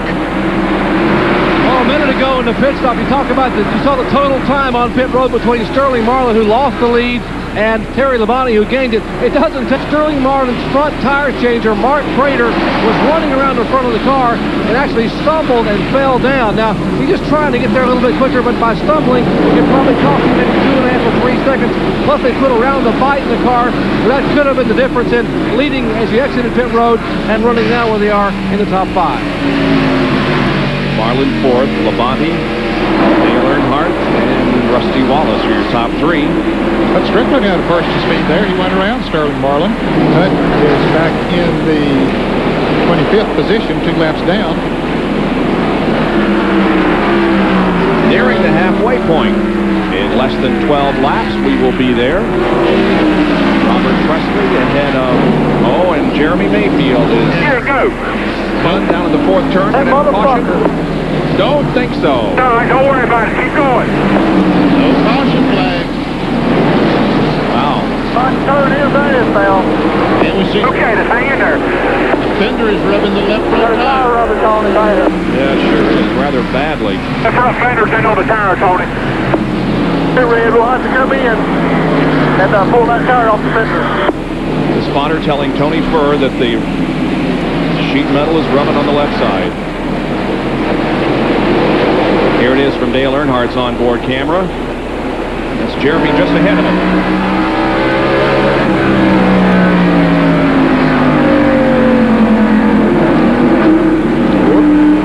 Made contact, and around he goes.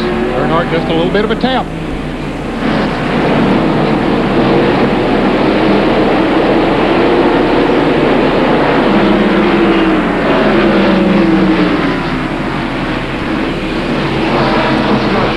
Want to be driving a race car as fast as Jeremy is with the tire rubbing like that. Well, it's not as bad since it's the left front as it would be if it were the right front. Then you would really, really be concerned. Yeah.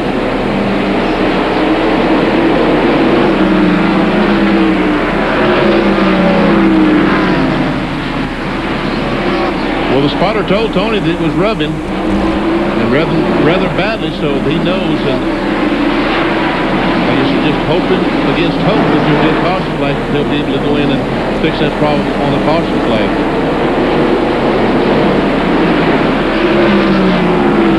There's our 7th place car, Mark Martin. By the way, see the officials talking to Jeremy Mayfield. Last car on the lead lap is Derek Cope. Was the last car on the lead lap. Now he's a lap down, and there are 9 cars now in the lead lap, and the next to go a lap down in 9th place would be Ted Musgrave. He's about a full straightaway in front of Johnny. the leader of the race, the Kellogg's car, so it'll be some time before Musgrave is caught by Labonte.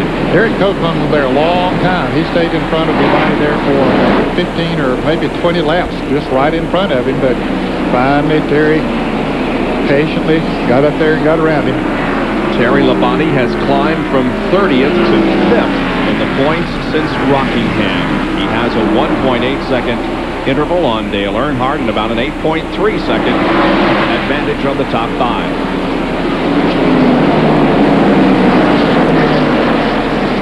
There's Earnhardt, and Rusty Wallace is just not that far away from Dale Earnhardt. There he is, about 10 or 15 car lengths, but it's maintained that same. He has maintained that same advantage for past 15 or 20 laps. Kyle Petty just coming into the pits. There's 4th place Sterling Marlin. Kyle Petty, as you indicated, Ned, is coming in for another stop. And Terry Labonte, the next time by, will take the cross flags for halfway, and he'll pick up the $10,000 Gatorade Award for leader at halfway. And with the 200th lap completed, Terry Labonte has now led 88 of the first 200 laps. Here he comes off the 4th corner, and there are the cross flags. We're halfway through the first Union 400 on this beautiful Sunday afternoon in the brushy mountains of North Carolina.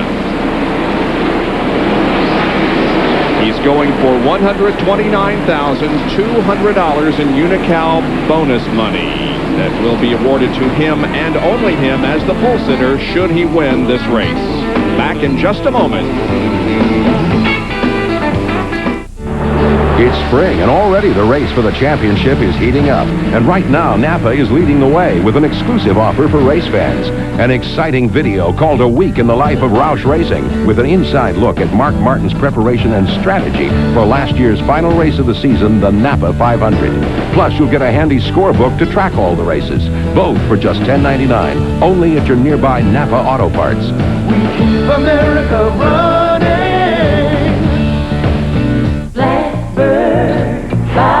The Pontiac Firebird waits. 305 horsepower comes to life. Ram air induction turns air into fuel in a rush. Firebird, you're ready to fly.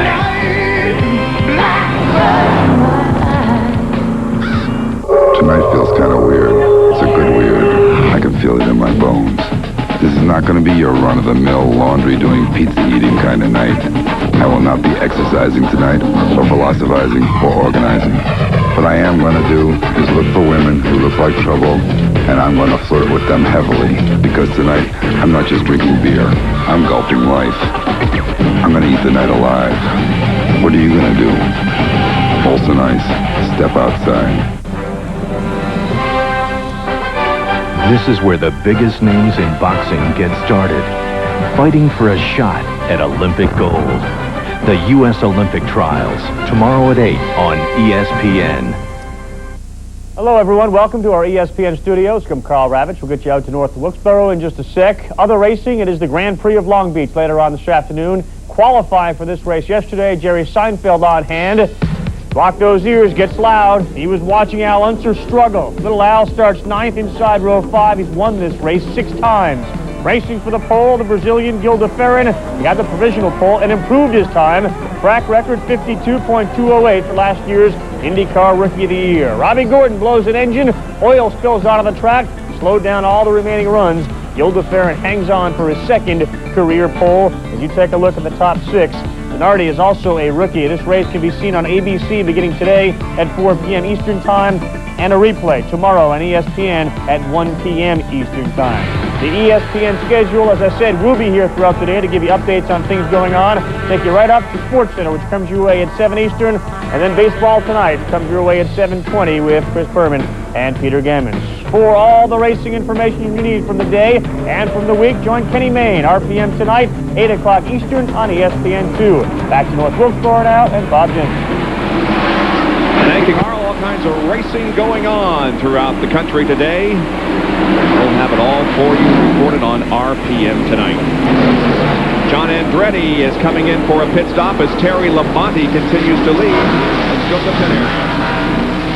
Well, the struggle for this crew continues to go around to the right side. Plenty of fuel in. John Andretti has some left rear quarter panel damage. Right side tires are on. Ring around to the left side. Remember, these guys missed the Bristol race. Qualified 20th here. Working on lap 211. Left side tires are on. Cars down. Andretti goes back out. 23 seconds to change. On the racetrack, a battle for second position. Rusty Wallace has caught Dale Earnhardt. Yes, he has.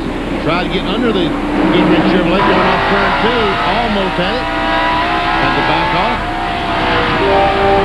Earnhardt's car drifts up the racetrack now. Rusty will try again to dive on the inside. Earnhardt didn't drift up enough. Yeah, here he comes. Yep.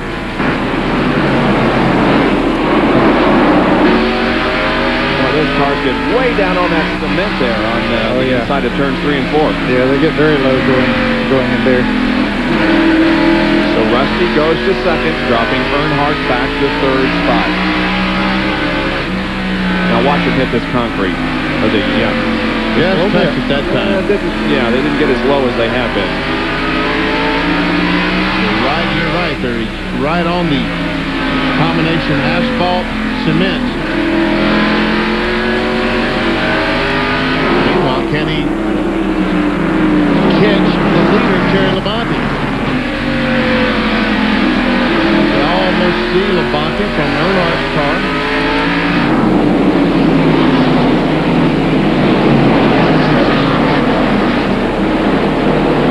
There's the 5 car of Labonte. The last time he led a race here at North Wilkesboro, he won it. That was this race back in '94. And there we see Ted Musgrave. We mentioned a moment ago that he was the last car in the lead lap, and I said Labonte was quite a distance behind him. Well, not anymore. Look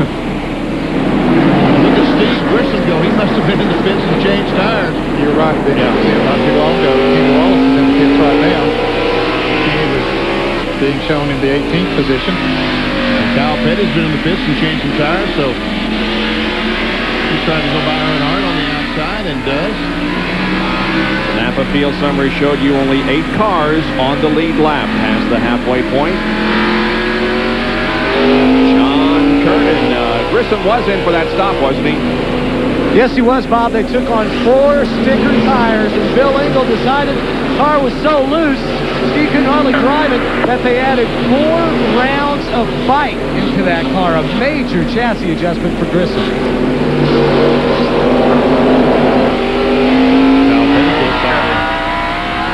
Second place car. And once again, remember last fall that every car finished this race here in North Wilkesboro? Well, that's right. We're in the same scenario because every car is still running that started the event.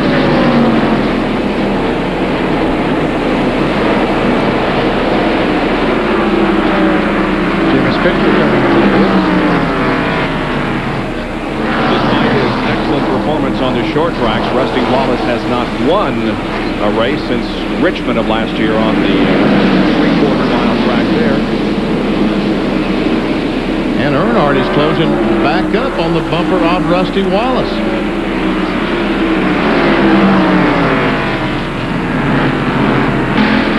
Last car on the lead lap is now Mark Martin in the 6th as Ricky Craven has gone. We're on top of Mark Martin's car. That's John Andretti just ahead. Now, Ricky Craven has not gone a lap down yet. He is still in front of the leader. Okay. Yep, he is indeed. Mark Martin is about, he's more than a straightaway in front of Terry Labonte, so he's no danger of going a lap down. You know, while we're riding along with Mark Martin, I'd like to congratulate a couple of young men. I was with Valvoline invited me to New York last week to a National Automotive Technology competition. Had 22 teams. Ever see Earnhardt trying to take over second spot from Rusty Wallace, and does it. Had a competition with 22 teams, and let's see, Harry Callahan and Jeff Cancredi of Goshen, New York were the winners. Their teacher, Tony Goltari, and boys, a job well done. Those kids are so bright, Bob. It was amazing, every one of them. troubleshooting type thing, trying to figure out what's wrong and then fixing it? And then fixing it. Yes, had 5 things wrong with an automobile. They had to diagnose the problem and look it up in the book, show it in the manuals, where to find it in the manuals, go get the parts, and repair the problem. Good job, guys. Now we're with Rusty Wallace as he's brought back to third spot.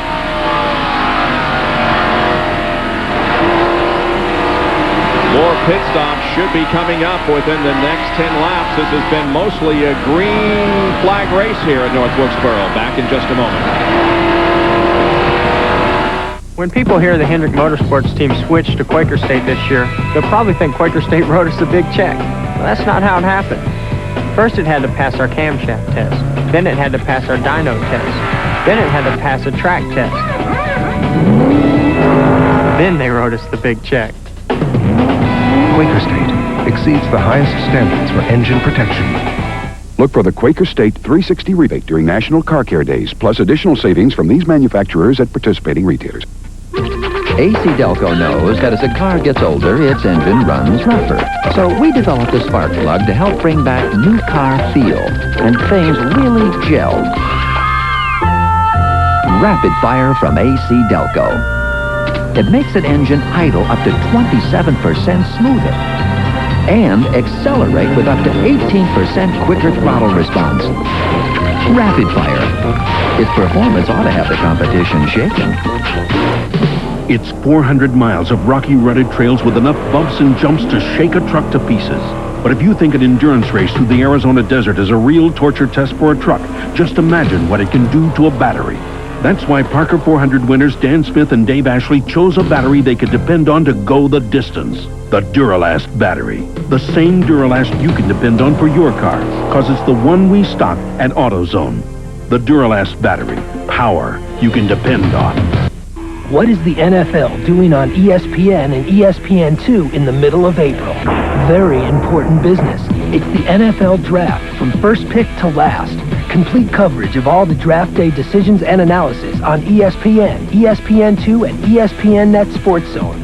Live remote broadcasts from team headquarters and war rooms throughout the day. Next weekend on ESPN starting at noon and continuing on ESPN2 at 7. Continuous coverage on ESPN Net Sports Zone.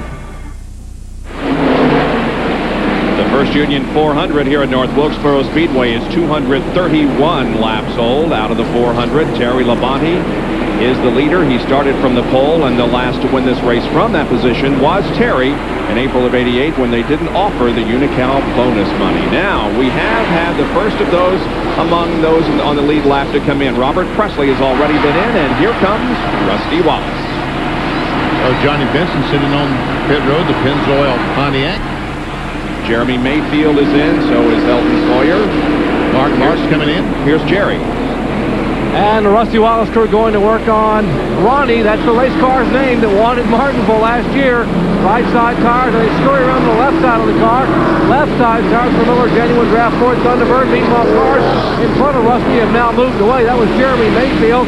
They're waving the pit board for Bobby Hamilton. Martin also in. Right side tires on Mark Martin. Rusty's headed back to turn 1. Now the Valvoline crew continuing to work. Left side tires. Steve Neal and company servicing Mark Martin's car number 6 as he gets his completed pit work on lap 234. He is down and away. 43 is in Bobby Hamilton. Right side tires going on the Hamilton car, the STP Pontiac. Left side tires going on. No chassis adjustment whatsoever on Hamilton's car. And right above him, Ken Slater brings the Budweiser Chevy on the pit road. So pit work continuing. We would expect to see the leader as you see the Bobby Hamilton car down and away. The leader will pit with the 3 car, we are told. The 8 car is in, we are told that the 5 and the 3 car will pit together in about 4 or 5 laps. The 25 car in, left side tires, and the 4 car, the Kodak Chevy of Sterling Mullins, 35 miles an hour. You see Kenny Slater leaving his Budweiser Chevrolet. As the car number 4 heads down pit road, we have been told that Terry Labonte will pit next time by. Earnhardt and Terry Labonte will pit next time by. Earnhardt on pit road. As you see, work continuing on the right side of the Kodak Chevrolet. Sterling Mullins crew cleaning the windshield. This time, Mark Prater does not fall down and go to the left front of the car. Jeff Gordon coming down pit road, 35 miles an hour. Earnhardt's Goodrich crew working on his machine. Let's go to Bill Weber. Dale Earnhardt in the pits as he sits down working on the left side. They've already got the right sides on. Lead the windshield, plenty of fuel. Dale Earnhardt, a 5-time winner at this track, has to nudge his way past Beckrodon, returns to pit road. Race continues. Terry Punch with Terry Labonte. And the 3-time winner here, No.Wilkesboro, comes in for his scheduled pit stop 2 times. Those wins have come in the spring event, including 2 years ago. They scrubbed that windshield, danced the left side of the car, left front, left rear. Once again, they're scrubbing and cleaning that windshield. No chassis change whatsoever, and Terry Labonte is down. Let's go to Ricky Rudd's pit and John Kernan. Right in the middle of a 4-tire change. Right side's already on, left side's going on. Ricky Rudd sitting away from the car, making sure that the grill is clean. Drop the jack. Oh, it didn't go into gear. That cost right about 1.5 seconds to 2 seconds. Car did not go into gear when he popped the clutch the first time. And Ernie Irvin is in and out. Ricky Craven picks up the lead briefly. However, he comes in, Bill. 35 miles an hour. Ricky Craven brings his Kodiak Chevrolet into the pit. Charlie Cutler watches them high on the box. They go to the right side. Of course, this will be 4 tires. These guys are running to make a chassis adjustment, running exactly the way they wanted to. They wanted to hang on the lead lap and be there for the last 100, then make their move. Around to the left side. The left front is off. Working on the left rear. They've got them off. Tightening the lugs. Waiting to drop the track. 41's away. Labonte's in. John is there. Change for Bobby Labonte. Left side tires going on. A little problem with the left front. Now he's down and away. They also made a track bar adjustment. They went down about around on the track bar, which means the car was loose. They were trying to tighten it up. Rusty Wallace is now the leader of the race. 2 things. He made an awfully good pit stop, and also he pitted several laps before the others did. He went out there and he's running about 3/4 of a second faster than they were on those 5 or 6 laps before they came into pits. Watch Earnhardt here. He slid through somebody else's pit besides himself. His own. There we see on board the Goodrich Chevrolet as he tries to run down Terry Labonte. Right now, Earnhardt is in 3rd place. There's the leader of the race, Rusty Wallace, as he saw a little smoke out of the 7 car of Jeff Bodine. So it's Rusty, then Terry, Earnhardt, Marlin, Presley, Gordon, and Martin. The top 7, those on the lead lap. There's Terry, 2nd place.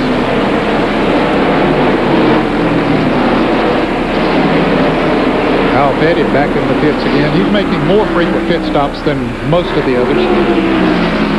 There's a 3rd place car, Dale Earnhardt. Coming up on a very loose Jimmy Spencer. There's the 4th place car. Arkansas 41. There was not a lap down. Ricky Craven, he now in fact is a lap down in 8th spot. He was not far in front of the leaders before they made their pit stops. In fact, he stayed out there and led that lap. Cost him some extra time also. 5th and 6th running right together. Robert Presley and Jeff Gordon. And the only other car on the lead lap, quite a bit behind Jeff Gordon, is Mark Martin.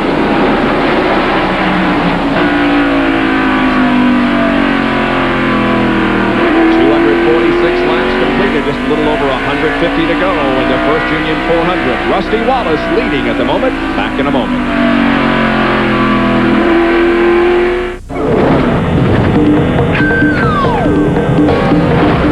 $285 horsepower. 2 airbags. And 2 easy open tops. The Pontiac Firebird T-Top and Firebird Convertible. Too cool. How to speak Australian. Guppy. Beer. Foster's Australian for beer. Wild thing. You make my heart sing. You make everything groovy. Shake it, wild thing. Since NASCAR first began, there have been over 1,000 races, with more than 10,000 drivers and mechanics, and millions of spectators. And as NASCAR continues to grow even bigger, so has the One Part Store serious enough to be the only official auto parts store in the history of NASCAR. Western Auto, and Western Auto's new Parts America. You see the NASCAR fan that is really committed. They'll be sitting in the grandstands probably at 7 o'clock in the morning, even if it's pouring down rain. They'll drive 6 hours to meet you for 2 minutes. Well, the word I think that sticks out in my mind is loyal. When they go to the grocery store, they look for the products that sponsor race cars. Loyalty is what a NASCAR fan is all about. NASCAR fans, it's true. You're the best in all of sports. Track Facts are brought to you by Quaker State, the motor oil that exceeds the highest standards of engine protection. Sometimes during a race, we see a car make time smack the wall with the tires, creating a toe-out or toe-in problem. We can see Ward Burton's tires going in different directions. How would they adjust this and bring the car to pit road? This is inside the garage here. Felipe Lopez, the Circuit City crew, they're using a simple string. They line up the front tire with the rear tire with a string. We see Felipe bouncing the tire with his hand, getting it lined up. The string has to hit the front of the tire and the rear to be lined up. Perfect. Bring the string across to the left side. Put it on the rear tire. Now we go around to the front. We're looking for about 1/8 of an inch. Let's see what we've got. It's hitting the front of the tire. A heavy 1/8 of an inch toe out. How do they make these adjustments? With a tie rod assembly. Here we are, the sleeve in the middle that hooks the tie rod into the tie rod turns. If you shorten the sleeve, if you shorten the assembly, it will tow the car in. If you lengthen the assembly, it will tow the car out. So loosen the bolts, adjust it, tighten the bolts, car is ready to go back on the racetrack. And there we see the right rear tire on Kyle Petty's car with our camera. And look at how it dances around. Now, the toe-in on the rear, if you do something about that, you can't repair it because the rear axle housing is a solid piece. Professor Parsons, you do pretty good at that, you know? I can understand it. Rusty Wallace. And, you know, he's getting a break right now because the second place car of Terry Labonte is just in some heavy, heavy traffic. Rusty's sitting out there running pretty free. He's coming up on Bobby Hamilton there. He put Bobby 2 laps down. Bobby's in 13th position. 6 Chevys, 4 Fords in the top 10, with the Ford leading the race at the moment. Now Rusty's in heavy traffic himself. Johnny Dixon over on the right, that he'll pass easily going into turn number 1. Johnny is 2 laps down, make that 3 laps down now at 21st spot.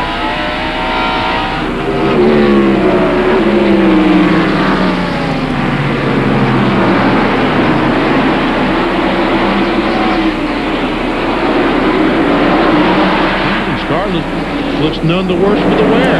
No tire marks, no beating and banging. You'll not have to worry about setting the toe in with a string on pit road. A little bit of a mark there on the left side. Rusty's car looks pretty clean. Well, that's what it takes, just to have a good fast car. He dives to the inside. Not yet. Not yet.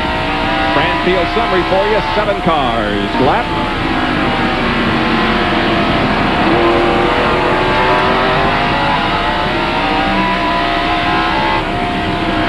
Bobby Labonte has improved from 28th starting position.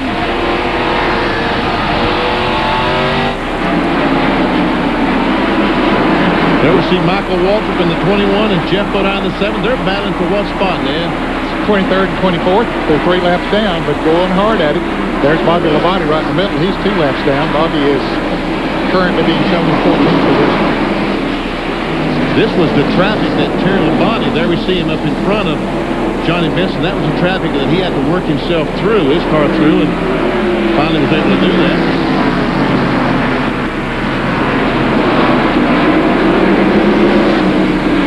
tries to get on the inside of Benson and doesn't.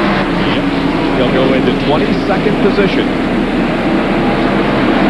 There is Terry Labonte, who is in second. Bill Elliott is right behind him, and Bill is in 21st.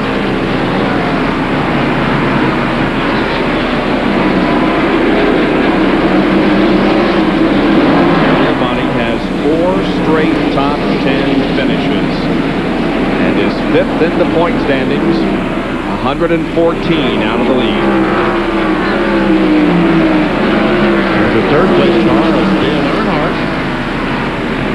He's in that heavy traffic now. Oh, that is a gaggle of them there.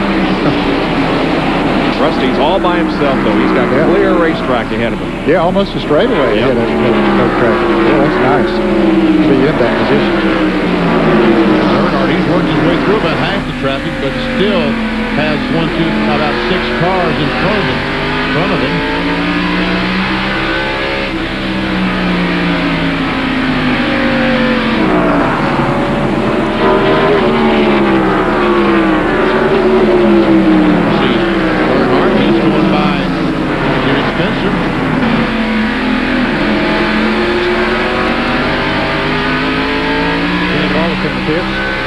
Interval up to more than 5 seconds now.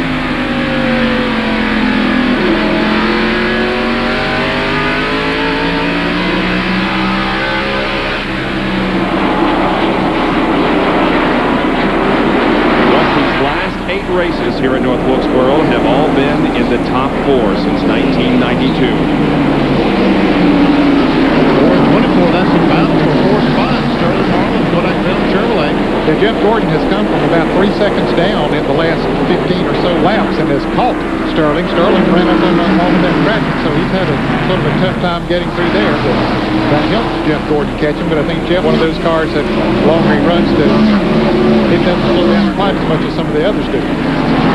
While Terry Labonte started his 513th consecutive race here this afternoon, Jeff Gordon started his 100th.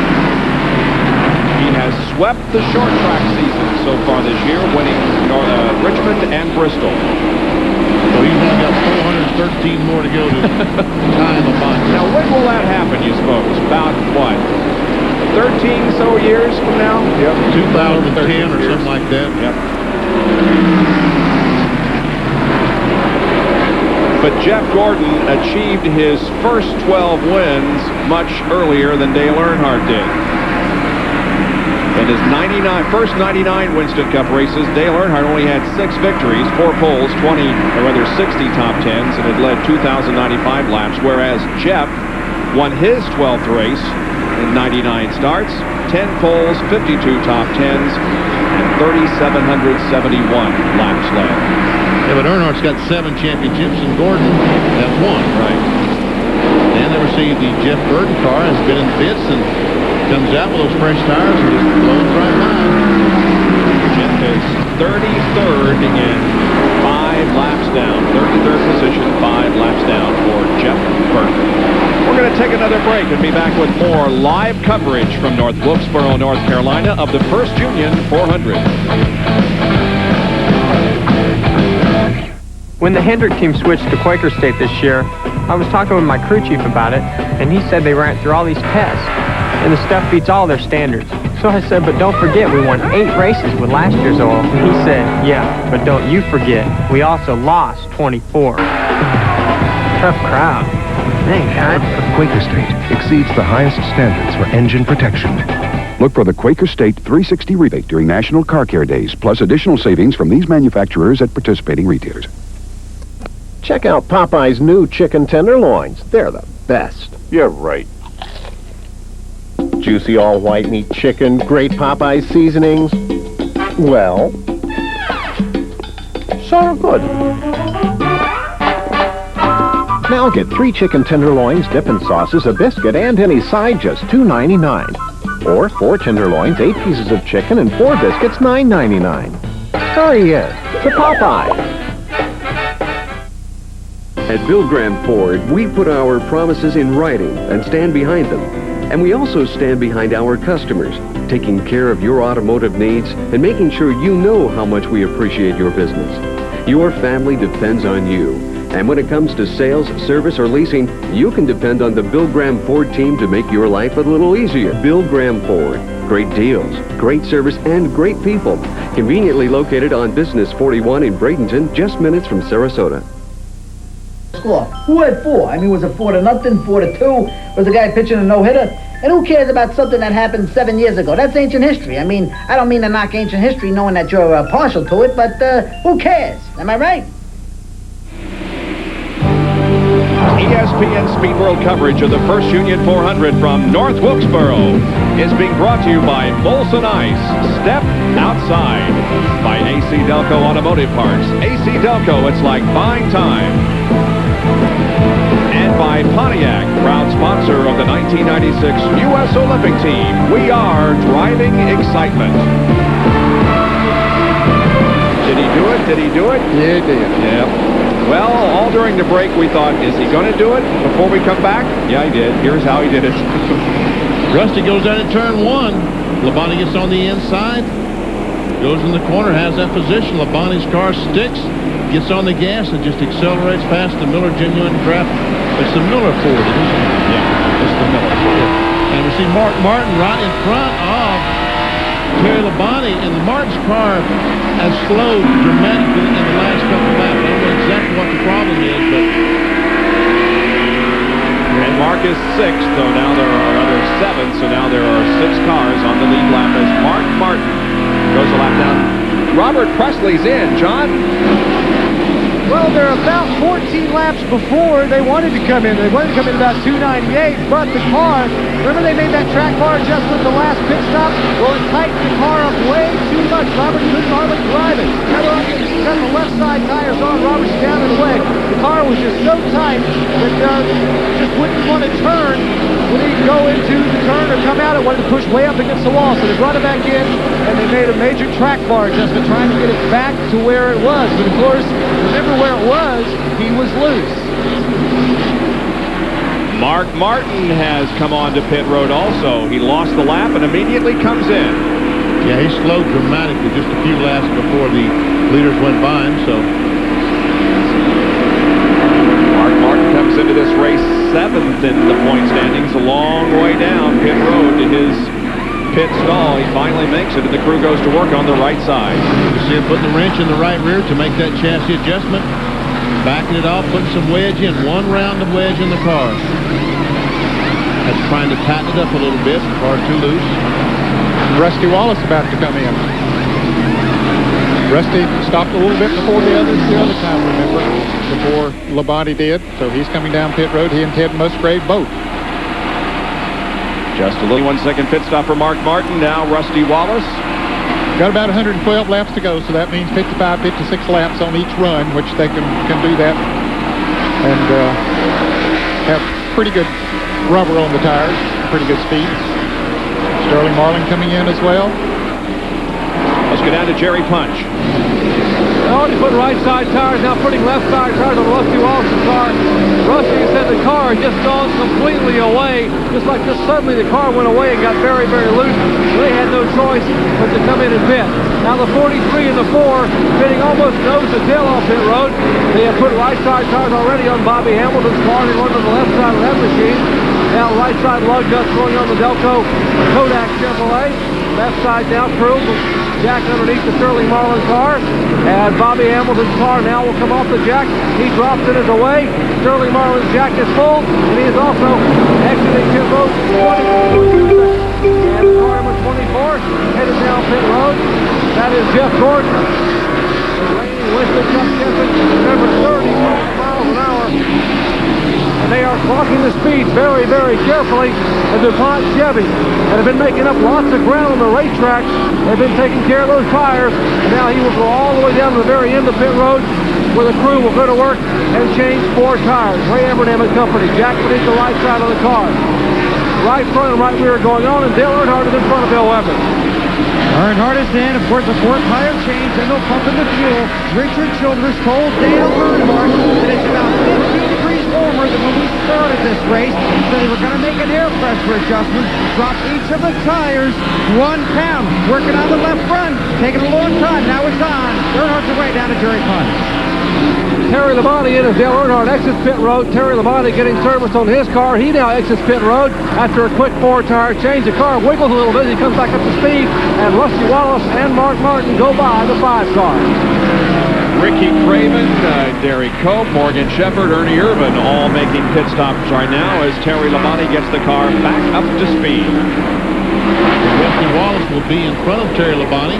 But once again, Rusty stopped a few laps before did Terry Labonte. And there's 4 or 5 laps that Rusty Wallace was on the racetrack. He probably ran a second a lap faster than Terry Labonte. So that means he should be about 5 seconds in front of him.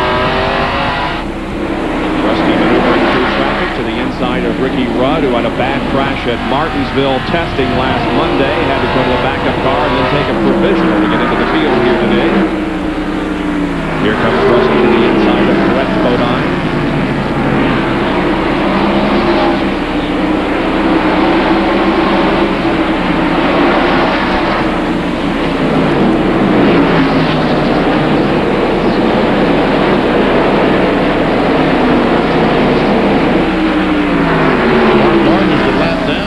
Rusty Wallace. Here's the battle for 4th position between Jeff Gordon and Sterling Marlin. So they're still battling. Yep. Even after a pit stop, they're battling. Ricky Rudd is in. Here's John. Well, Ricky's car just a lot of rubber on it, a little bit of dent on the left front fender, but other than that, it's very clean. 1 lap down, running in 9th. And they get the left side tires off, going on. Ricky's sitting in the car. Remember last time it wasn't you when they dropped the jacker top last year. This time there's not a problem like that run down and away after a 4-tire change, no adjustments. As Gordon and Marlin move through some traffic, Jeff got a car length or so advantage on Sterling, but Sterling may be closing that gap once again now that he's cleared Michael Waltrip.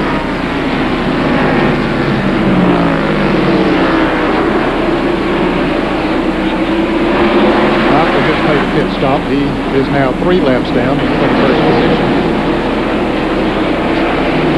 Once again, all cars are still running. This would be the 2nd North Wilkesboro race in a row that all cars would be running at the finish if it goes that way, and only the 3rd time in NASCAR Winston Cup history in over 1,700 races. The other time besides the one at North Wilkesboro here last year that all cars finished was in 1959 when there were only 12 that started the event.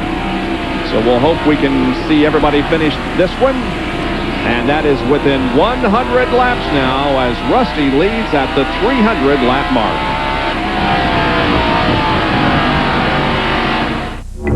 How to speak Australian. Salad. Beer. Foster's Australian for beer. Clean is my business. So when I'm on the road, Super 8's my motel. Clean carpets, clean seats, clean. Clean inside and out. Life's great at Super 8. The Pontiac Firebird waits. 305 horsepower comes to life. Ram air induction turns air into fuel in a rush. Firebird, you're ready to fly.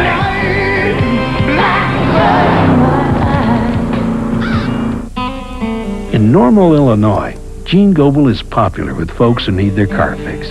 He does good work, and he does an arm and a leg. Because when he needs auto parts, Gene buys a lot of them at AutoZone. You see, the prices are low every day at AutoZone. So a lot of good mechanics like Gene just pass the savings on to their customers. Plus, they can still get the best quality parts. Sure, they know how to do the work right, but they also know how to save money doing it at AutoZone. Beautiful sunny day here at North Wilkesboro as the race now has less than 100 laps to run. And at 5 o'clock this afternoon, the Bosch & Loam Championship featuring Irina Sprli of Romania and American Mary Pierce. That's at 5 o'clock Eastern Time this afternoon from Amelia Island, Florida. here on ESPN. WTA Tennis. There's the leader of the race, Rusty Wallace. Terry Labonte running second. Dale Earnhardt is third. Here's Ernie Irvin in car number 28, who's a lap down, and Derek Cope. They are battling for the 9th position, both a lap down. And right behind them is the 33 car of Robert Presley, and not far behind him is Rusty Wallace. Robert Presley running in the 6th position, the last car on the lead lap.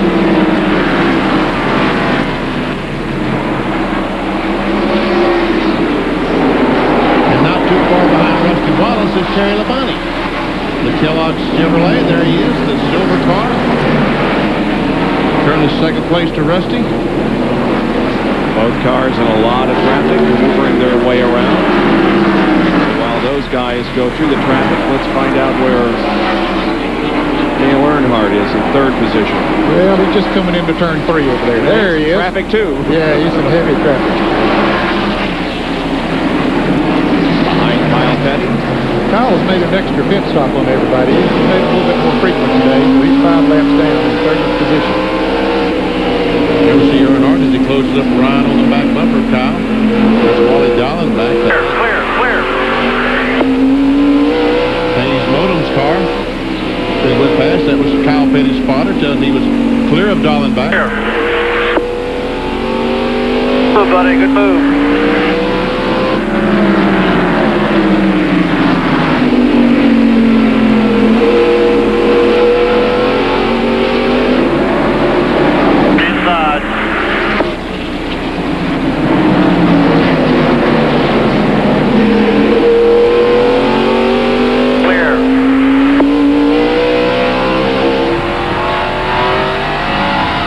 Rusty Wallace's roof cam, and up ahead is Robert Presley, the 6th place car, but he's sliding all over the place.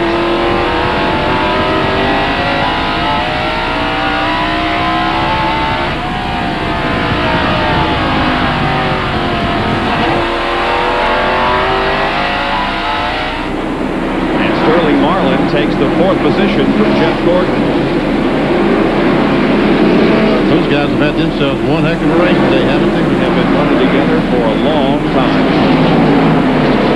Michael Walker's running good there now. He has a little bit fresher tires than they do by about 4 or 5 laps. Michael 3 laps down in 21st, matching the number on the side of his car.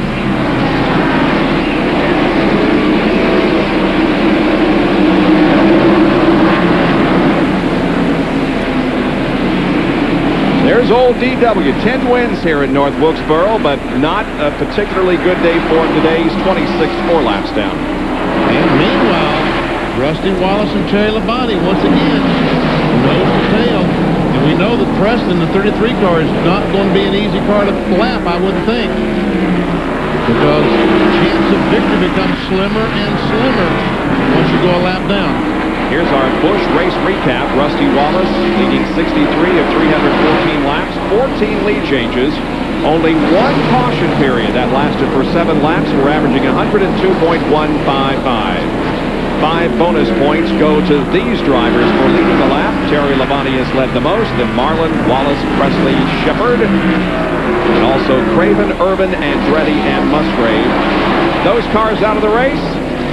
Nobody. But meanwhile, still running. And Terry Labonte takes the lead. Once again, a lot of money up for grabs if we can just stay in front. Jerry, what's Rusty's tire wear? Well, Bob, we watched it all afternoon. Rusty says the car is like a scalded dog for about 30 laps, and then suddenly just quits, just goes away. Now, he pitted on lap 289. He lost the lead on lap 318.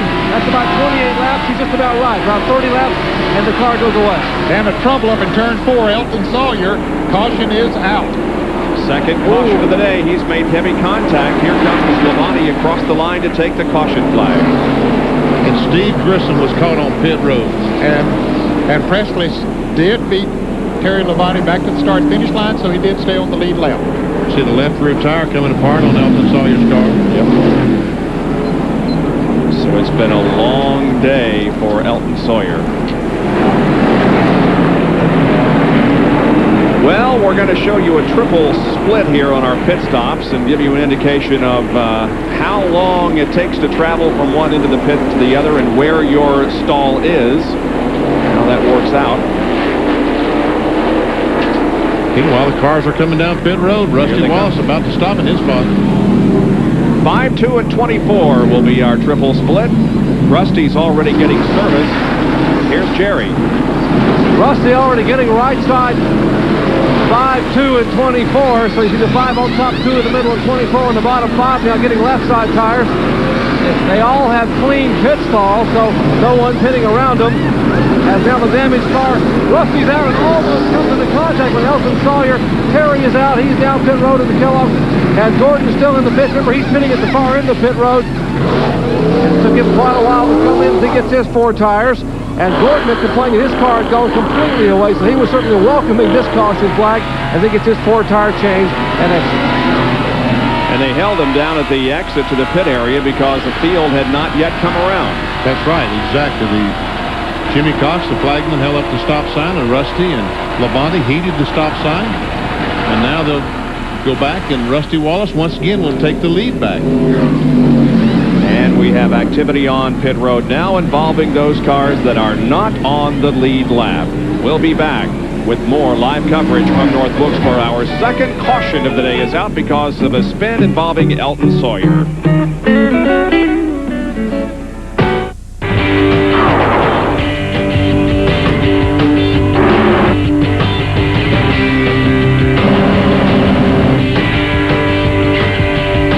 Cars, they're cool. True Value, official hardware store of NASCAR, IRL, IROC, and garages everywhere. Come into True Value and get Lubricator 2001 Super Engine Treatment and Valvoline 10W30, 10W40, or 5W30 motor oil. Just how long does a car battery last? About this much time is put into most batteries. But AC Delco puts in more time, so our batteries last over 20% longer. Well, now there's the Delco Freedom 84, our longest-lasting battery ever. We put in 7 years of guaranteed starts, making it the granddaddy of all batteries. Hey, my watch! They can make a rough road feel this smooth. They can make the most demanding road feel safer. And right now, Monroe Sensatrack shocks and struts are on sale. Buy 3 and get the 4th one free. That's one safe deal. Buy 3 and get the 4th one free. Only on Monroe Sensatrack, only for a limited time. So go straight to a Monroe Ride Expert Center today. Or call 1-800-STRUT-NOW. Talladega is a technical track. To win there, you got to understand the draft and be able to use it to your advantage. Knowing when to make your move, where to make your move. It's just an all-day drafting chess game. High bank, flat out running, 30-car drafts. You're hooked up in a 200-mile-an-hour freight train, and you can race 500 miles and just win by inches. Busch Beer is proud to bring you the great tracks of NASCAR, now featuring the Talladega Super Speedway. That's Talladega. You just run flat out all day long.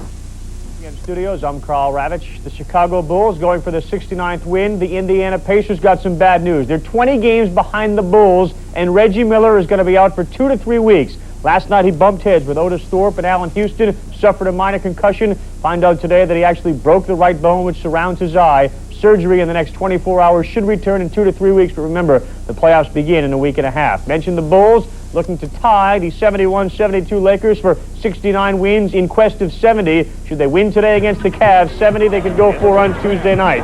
Early on in this game, pretty nice drive by Terrell Brandon, but quickly the other way they go. Rodman, touchdown, and Michael Jordan who lays it up and in, and Chicago has gotten their 69th win. They will go for their 70th Tuesday at Milwaukee against the Bucks. 98-72 is your final score there. Michael Jordan with over 30. The Hawks over the Nets, 82-70 in the fourth quarter. The Nets 13 straight without 100. Hornets over the Sixers, 94-78. The Bullets beat the Raptors 110-97, their 7th straight as they make a playoff push. Don't forget tonight, Sunday night baseball. Rained out last night.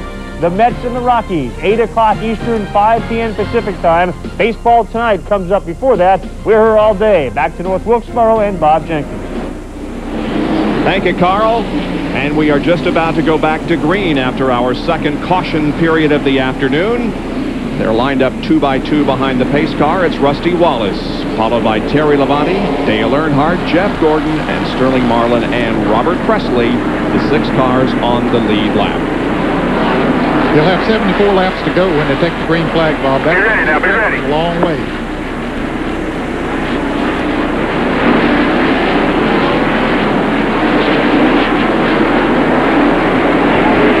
All right, go. Green. There's the spotters up on top the score stand at turn 4, and you heard them tell the drivers go when the green flag was out. Earnhardt getting a tough break because he has 2 cars to bypass. Rusty Wallace, Terry Labonte have clean racetrack.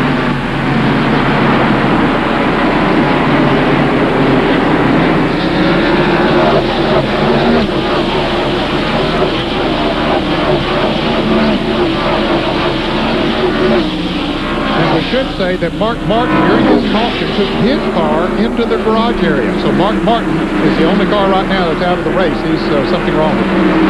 Dale Jarrett is in 14th position after all that he has gone through this afternoon. He's 2 laps down, but is in 14th, and I don't think top 10 is out of the question by any means because there are about 5 cars that are also 2 laps down. Here's Jerry Punch. Well, the Valvoline Ford sits in the garage here. They put it up on 4 jack stands, and Mark Martin has climbed down in the car. Apparently, the problem, he's talking to Jack Roush's car owner. Mark, is it the rear end gear? Is that the problem? I guess it is. Something broken about it. Mark Martin climbed down in the car. They're going to try to get the car fixed. He's talking with Jack Roush. He is 7th overall in the points, and if he would get a DNF here, it could really hurt him early in the season in the points race. It sure could, Jerry. Good point. 7th in the point standings, and he is the only car out of the race right now, or back in the garage area. And this is what happened when he went into the garage area. Had to come to a complete stop because there were people standing in his way. Jeff Gordon takes 3rd from Dale Earnhardt. Well, they are going at it. Earnhardt wants to come back. Really can't do it. Well, Jeff got to the inside quicker than Dale on that restart, and I think that helped a lot. If points were awarded right now, Dale Earnhardt would be in the points lead, moving up a position. Jarrett back a spot, Terry Labonte up 2, and Ricky Rudd down 2 to 5th position. Rusty Wallace would move up 2 positions to 7th, Martin down 1 to 8th, Musgrave up 1, and also Sterling Marlin up 1. But of course, if Dale Earnhardt does come out of this race with the points lead, and if he wins it, he's going to win that Winston bonus. That's up to about $50,000 yep. now. Winston puts $10,000 in every race, sort of like the Unical bonus. It just accumulates. But the winner has to be in the points lead at the end of that event in order to collect the money. But these guys have been so strong today, it's going to be difficult to take the lead away from these guys, Wallace and Terry Labonte. Those two definitely look like the class of the field. And Rusty Wallace looks to be just a tick quicker on colder tires, but Labonte seems to have the advantage on older tires. Ram field summary, 6 cars on the lead lap. Craven and Ernie Irvin, the only 2 just 1 lap down.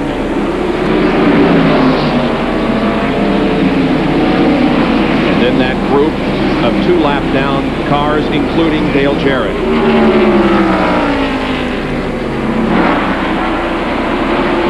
And it takes a couple of laps to pit. There's not a car that would try to stretch it 75 laps. They will all make another pit stop. Well, I don't know. See, that's going to be interesting to see. You know, if I would say that somebody will stay out there and try to go. Now, maybe all of them will. How about it, Jerry Punch?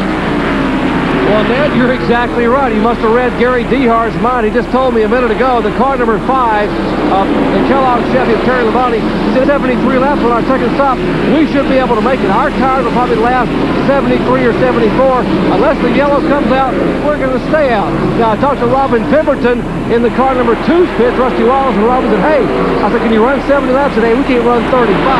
Our car goes away. But we made a huge track bar adjustment, 3 rounds in the right rear, and we might have cured it. We're going to have to roll the dice if the 5 car stays out. Let's go to Bill Weber. Well, don't look for Dale Earnhardt to pit. If this race stays green, he's staying out and going for the checkers. It's a smart man's race right now. The guys that are leading now may not be around at the end if they start using up their tires. Dale asked his crew after they went back out after that most recent stop, have we gotten any better or worse? About the same, but their last 2 runs have been the best. If this goes green all the way, this will be their longest run on a set of tires all day. They went 76 laps on the very first set. Dale would also like Gerald Waltrip to understand that the 3 car would like 5 to 17 so we can rope in the leaders. Further down pit road is John Kernan. Robert Presley, who's running in the 6th spot right now, no problem. Their first run, 76 laps. Andy Petrie says, not a problem going the rest of the way on tires. The problem that they're having is Robert's getting on the gas a little too much coming out of the turns, spinning the tires, wearing out the rear tires. So Andy Petrie has told Robert, his last run, Robert, drive the car like you're driving on an icy road. Here is the battle up front between Wallace and Terry Labonte. And I believe Labonte's driving his car like he's on an icy road. He's just sitting there, just real smooth, being very careful, as Benny Marshall says earlier. Don't break that car loose. Don't spin the tires. Rusty Wallace looking for his 4th win here at North Wilkesboro, while Terry Labonte is also looking for his 4th.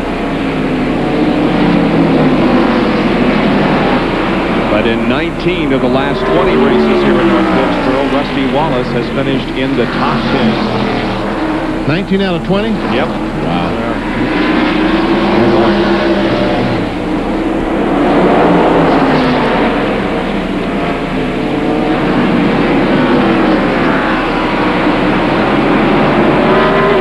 Labonte went up just a moment ago. We see Terry Labonte. There's Earnhardt, Sterling Marlin, and Presley.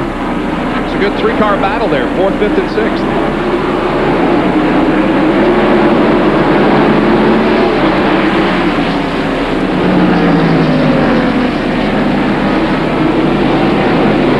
What was that smoke for on the 33 car? I didn't see it.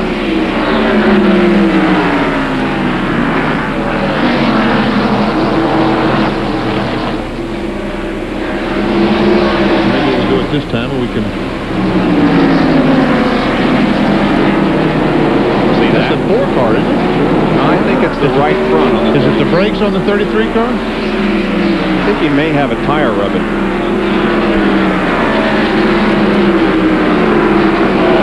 Might have. John Kernan, what do you know about that?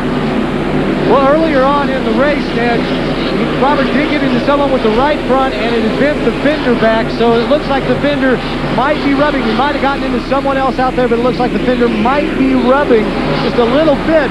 But guys don't seem to be too concerned with it. Well, Benny, I think you may be right, because I saw a little bit of smoke coming out of the 4 car that time. I think it's out of the exhaust on the 4 car. There it is. It's coming out of the exhaust on Sterling Marlin's car. Sure can't beat that guy. He knows what's going on. It is. It's tough to get ahead of him. But this is how the fender got in on the 33 car. This was about 5 laps ago. Yeah, a little bit of contact there with Sterling Marlin. Don't take much to knock that fender in. Robert may have seen the puff of smoke from the 4 car every time he goes into a corner and thought maybe he could take advantage of it. He has not done so as of yet. But there is the little bit of damage there on the right front. And once again, there's the smoke on the 4 car. It's consistent. Just 50 laps to go in this one. We got 6 cars on the lead lap at City Buddies race, especially between Rusty Wallace and Terry Labonte. Back in just a moment. You want to know how to choose a motor oil? Take a ride to your local garage and see what the mechanic puts into his own car. Fact is, of all the brands of motor oil, more ASE certified master technicians choose Valvoline for use in their own cars and trucks. So before you buy a motor oil for your car, know the one more top mechanics put into theirs. Valvoline, the #1 choice of America's top mechanics. Come play the new Valvoline racing game on the net.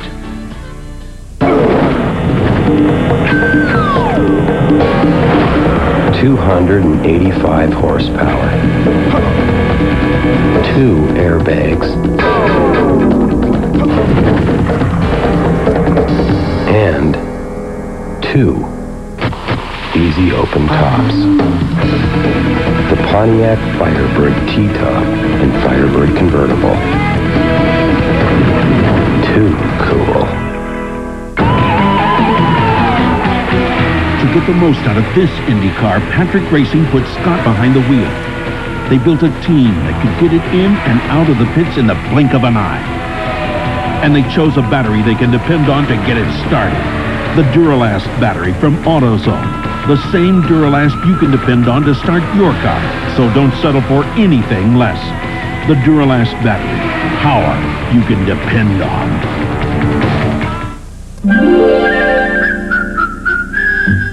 McDonald's invites you to play the Disney Video Masterpiece Collection Trivia Challenge.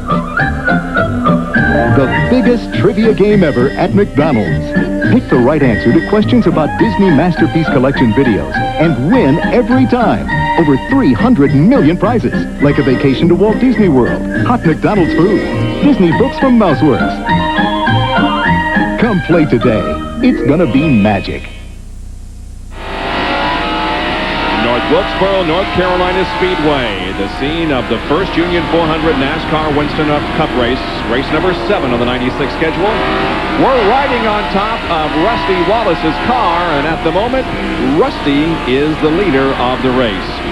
And a reminder that you can get on the internet and dial up NASCAR online at www.com.nascar.com, I should say, and get the real-time electronic timing and scoring, and you can talk to the NASCAR officials, ask them questions. NASCAR online, www.nascar.com.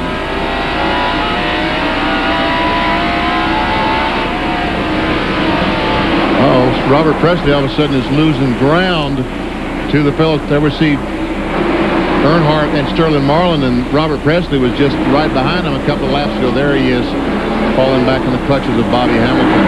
Hamilton is a couple of laps down. The STP Pontiac has not the position, but Hamilton obviously much faster.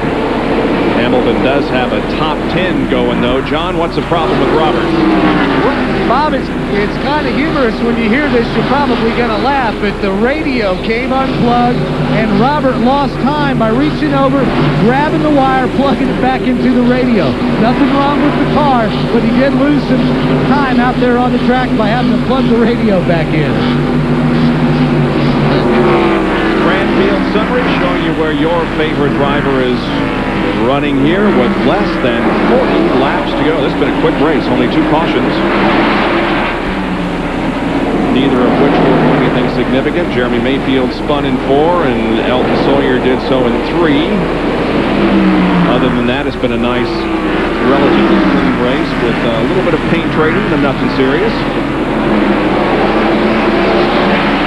Now separating Earnhardt, I should say, separating himself a little bit from Sterling Marlin. We can see 37 laps, and Kyle Petty's off the pace, and the Coors Light Pontiac, just 37 laps going, 24 cars catching them, Ned. Appears to me like that Jeff Gordon is gaining. I think you're right. I don't have a watch on him, but yeah, he's definitely gaining. So third place, Jeff Gordon could make this a 3-car race before it's over. There are the first 2. Both these guys are probably caught out there, Rusty Wallace is probably caught out there in no man's land because feeling like he has to run the rest of the laps without making a pit stop and trying his best to save his car to be able to do that. And Labonte is sitting there biding his time because on hot tires, he feels like he has an advantage. So they're probably soft pedaling, and meanwhile, Jeff Gordon is catching them. Looks like Rusty's car is running against that wall again, Ned. Yep. They've run about almost half the distance that they had to run when the green light came out. Exactly. 1.27 seconds separates first and third, and Mark Martin comes back out onto the racetrack after repairs in the garage area. Martin's 34 laps down in 37th position. So again now, all cars are still running. 1.17 between first and third.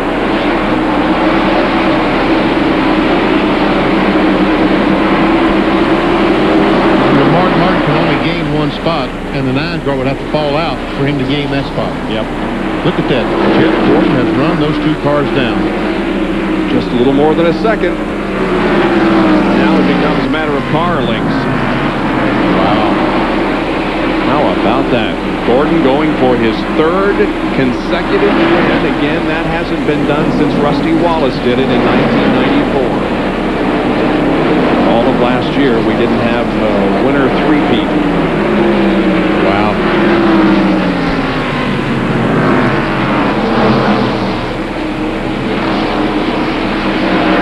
But Jeff was just taking no prisoners here, huh? Man, he is really going somewhere.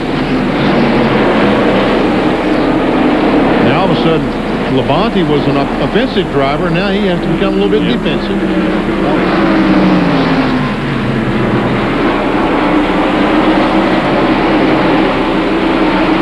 There we see some traffic.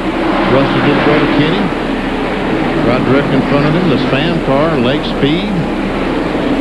As we've said so many times, though, catching and passing are 2 different things.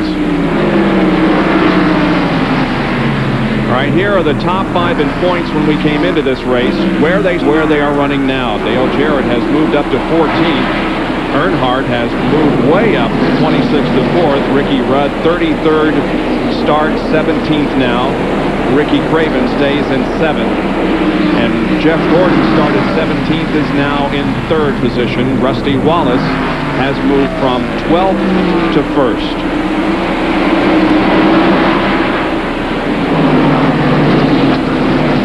So it just goes to show you what Ned and Benny talked about in the early part of the race. Oh, and John Andretti in the wall. And there goes, more trouble. And Rusty Wallace is stopped. Rusty has made some contact with someone and is stopped. Rusty Wallace becomes a victim of a crash here on the main backstretch, yeah. And look how they go get in the pits with all that water over there. There is a huge amount of water. That was a water barrier to soften the blow, and all the water is dumped out on pit road. And Joe Nemechek has got problems. Yeah, damaged heavily on the right front. The tire is trying to come off the rim and probably will before he gets back. Wow, what a break for Rusty Wallace, huh? A tough break. There's John Andretti. He's climbed out of his car. He's okay. Rusty is moving, but the front end of the car is all messed up. And since pit road is closed, he will no doubt go into the pits through that water. There was a little bit of a fire that broke out on Andretti's car, but he quickly got out and is obviously okay. But you're right. What are we going to do with all of this water out there on pit road? There we saw Rusty go through the water heading towards the pits. No, that was Nemechek. Let's see what we can see what happened. To the left. Andretti already. And Rush is going to hit Andretti. Yeah. And that's when we see the fire. Wow. That is a tough break. And Jeff Bodine makes some contact with John Andretti. And Andretti is trying his best to ever see Ernie Irvin go by. Now here comes Nemechek. And looks like the Dallenbach also hit the water. Dallenbach was the first to hit the water, and then Andretti slid into it, knocking over the barrels, and then right in front of Rusty Wallace, Rusty had no place to go. And this is Rusty's briefcase.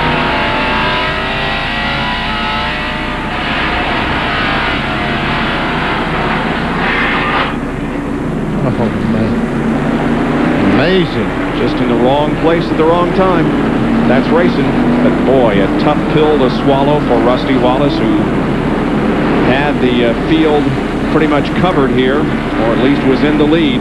He's coming in, despite the fact that the pits are closed, because it really doesn't mean much. He's just got to go to the tail end of the longest line on the restart, that's all. Survey the damage and try to get this car back out there. But Jerry, go ahead. Well, as you can see, heavy damage on the front of the car. Rusty said, hey, just pull the fenders out and put on 4 tires. The crew said, no, Rusty, it's worse than that. We're going to have to raise the hood and take a look at it. So he sits on pit road, and they have told the pace car to slow up to give the NASCAR officials time and try to clean up the backstretch area of the pit so others could pit so they could open pit road. But heavy damage on the front of the Miller Ford Thunderbird. Billy Wilburn talking to Rusty. He takes the window net down, pulls the gloves off very disgustedly, and apparently they are going to have to call it a day. Can you believe the kind of luck he had just a few laps ago?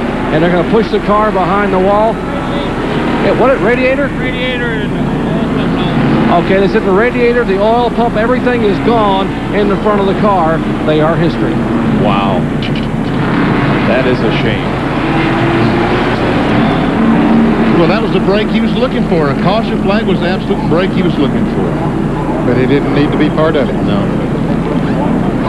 Ironically, his crew chief, Robin Pemberton, has been named the Western Auto Mechanic of the race. And now he's got a lot of work to do. He and the rest of the Miller crew go to work. Man, that is just a real fortunate situation for us. They have stopped the pace car over on the second red flag. I kind of had a feeling they would. They're going to red flag this thing and stop it so that they can... But now they can't work on the two, right? Yeah. we can figure out what we can do there. Yeah. Don't touch it. They said we'll figure out what we need to do. Well, that's one break. They can at least figure out what they need to go get off the truck, what kind of tools they need. It's red flag. They got some water to clean up over there in the backstretch, the entrance to pit road, so that's the reason for the red flag. There you can see the work is going on. First of all, they're going to have to refill those barrels of water. Check this parking lot over in 1 and 2. It looks like Le Mans. Didn't they used to line the cars up like that in the 24 hours? Exactly right, yeah. They line them up like that, and the drivers run across the track and get up and go. Very badly damaged race car of John Andretti. He is okay. We're under red here at North Wilkesboro with less than 30 laps to go.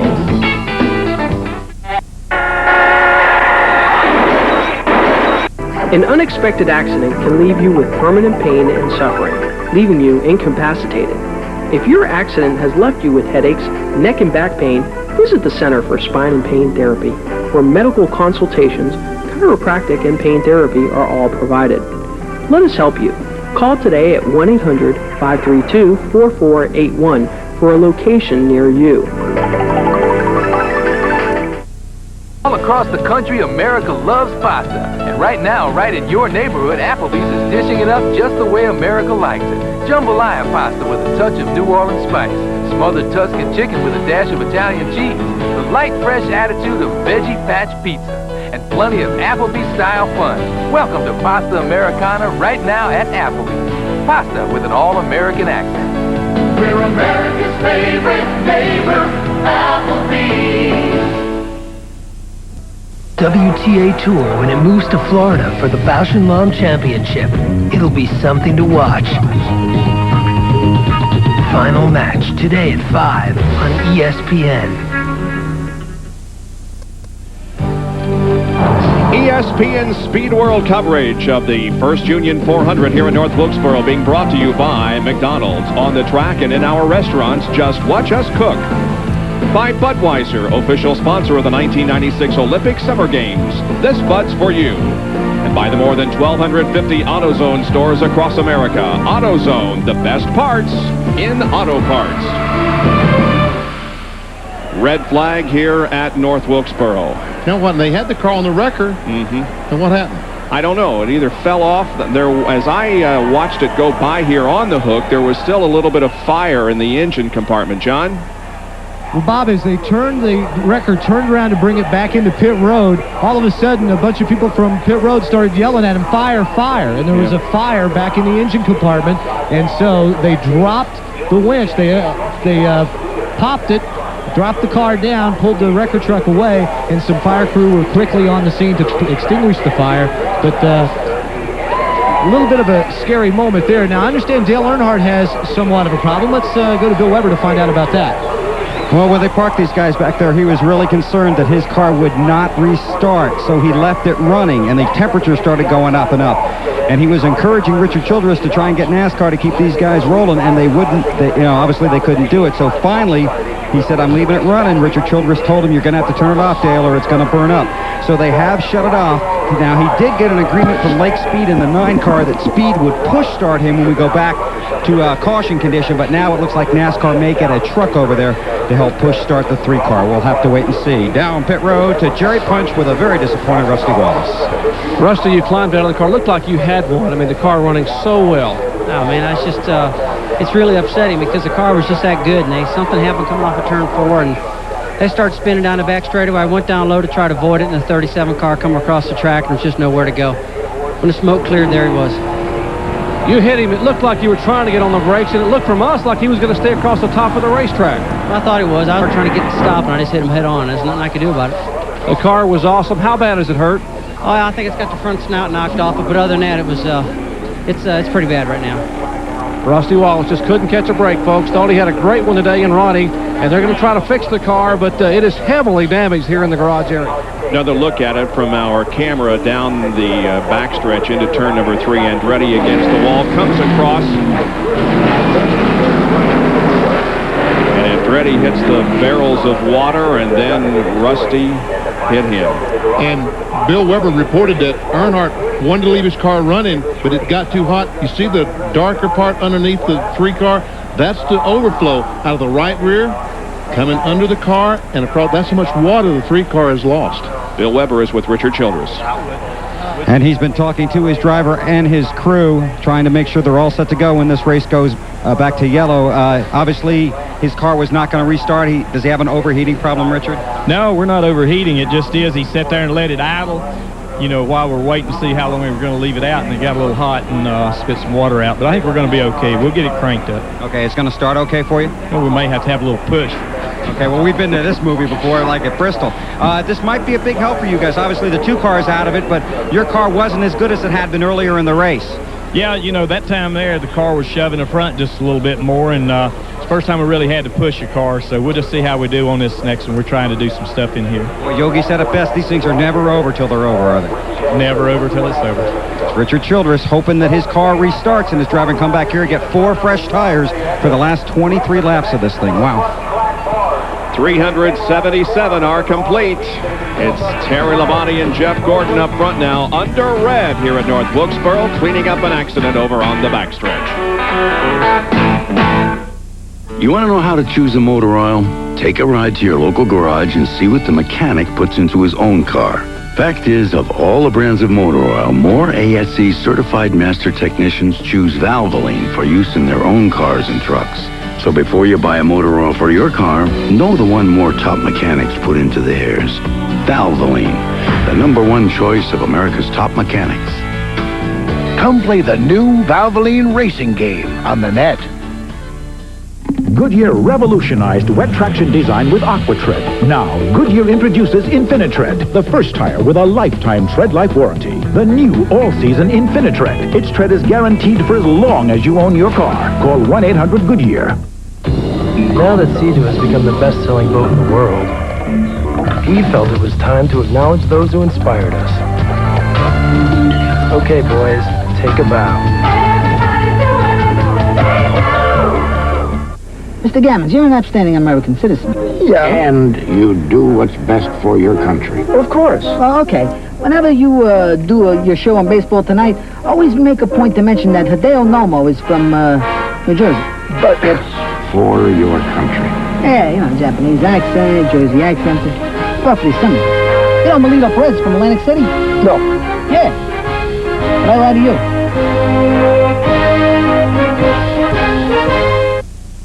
Welcome, everyone, to our ESPN studios. I'm Carl Ravitch, back to racing in just a bit. Want to update you on the condition of Joe Klein. The Phoenix Sun Center, prior to today's game with the Lakers, collapsed during the national anthem, spent a few minutes on the floor, and then was removed via a stretcher. We will update his condition as we know it. Right now, Joe Klein taken off the court on a stretcher as he collapses during the national anthem.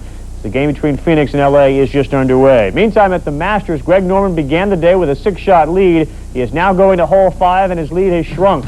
It is now only a 4-shot lead as they just played the par 4 third hole, the par 3 fourth hole, and Norman made a bogey on that hole, and Nick Faldo made a par, so he is up by 4 shots. They head towards the 5th. Meantime, a couple of reminders, notes here on ESPN and ESPN2. The Indy Lights Firestone Championships come your way on the Deuce at 6 p.m. Eastern Time. And RPM tonight comes your way on ESPN2 at 8 o'clock. Kenny Mayne in the house to wrap up the entire week's events going on and on the tracks across the country. Speaking of tracks, we go back to Bob Jenkins. Thanks, Carl. We are back at North Wilkesboro where the red flag remains out. And we go down to Jerry Punch, who's with John Andretti.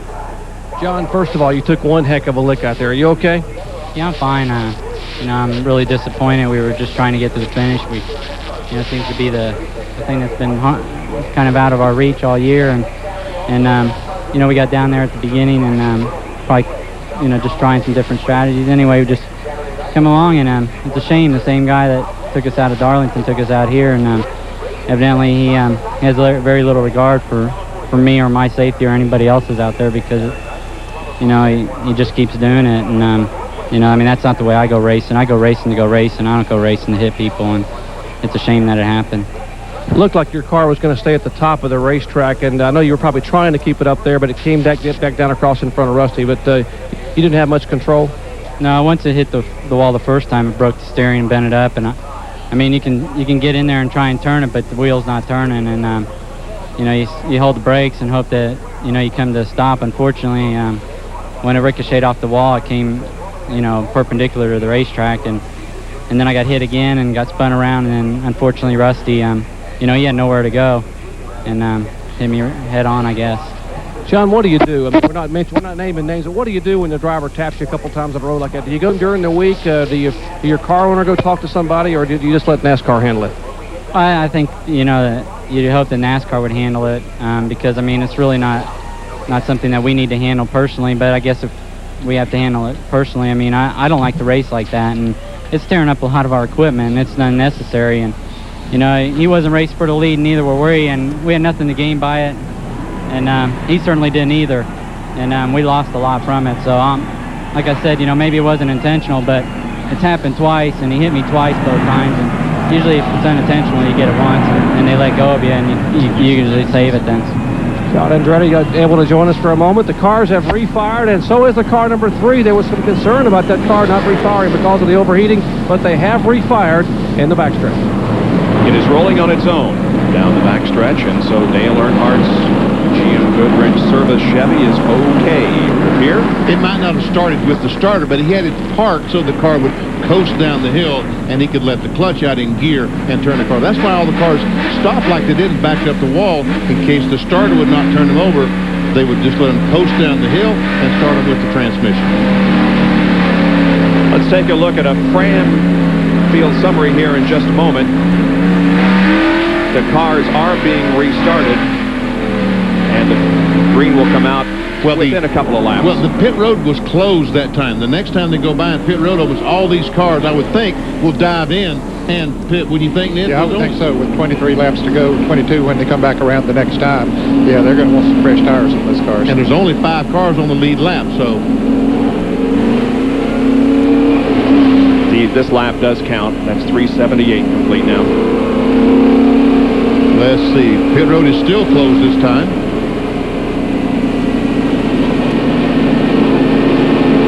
Note Rusty Wallace in 6th position. This is how they cross the line before the red flag, but Wallace's car is heavily damaged behind the wall, and that, of course, is going to fall out of 6th position as we go along.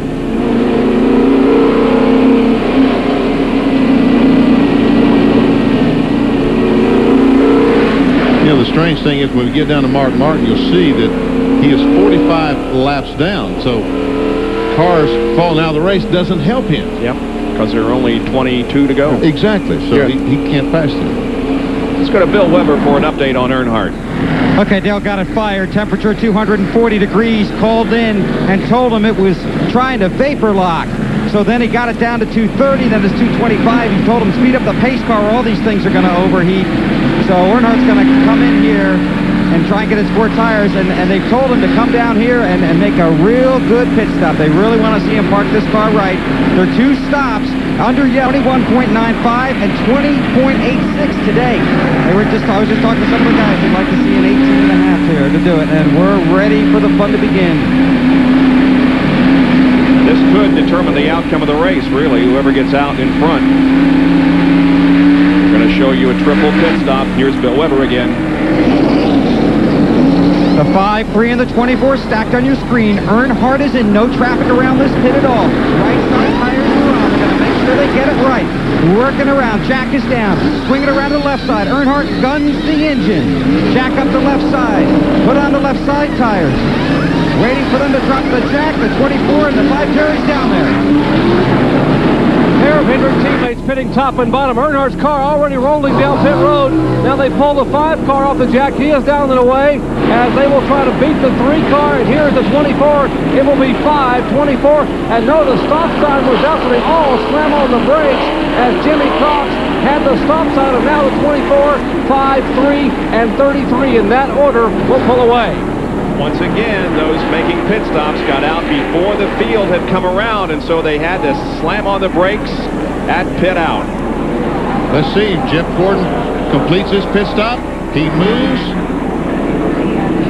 And the 5 car is going to win the race. And he has moved ahead of Jeff Gordon out on the racetrack. So it will be Terry Labonte at the front of the field when we go back to green. There you can see them all stacked up, waiting for the field to come around. So we'll be back to racing here in just a moment for the final few laps of the first Union 400. Goodyear revolutionized wet traction design with AquaTread. Now, Goodyear introduces InfiniTread, the first tire with a lifetime tread life warranty. The new all-season InfiniTread. Its tread is guaranteed for as long as you own your car. Call 1-800-GOODYEAR. Oh, well, I'm the kind of life that helps to get you going. When you're on your own out on the road, it's such a comfort knowing you got the snake light from Black & Decker. I get around, I'm the snake light. At AutoZone, we carry filters for just about every car on the road. And we've got most every kind of oil you could ever need, more than 10 brands and 30 weights. But no matter which oil you choose to put in your car, you gotta do something with the old stuff. So just bring your used oil back to us. We'll take care of it for you. You see, helping you recycle, that's just one more reason why there's no place better than AutoZone.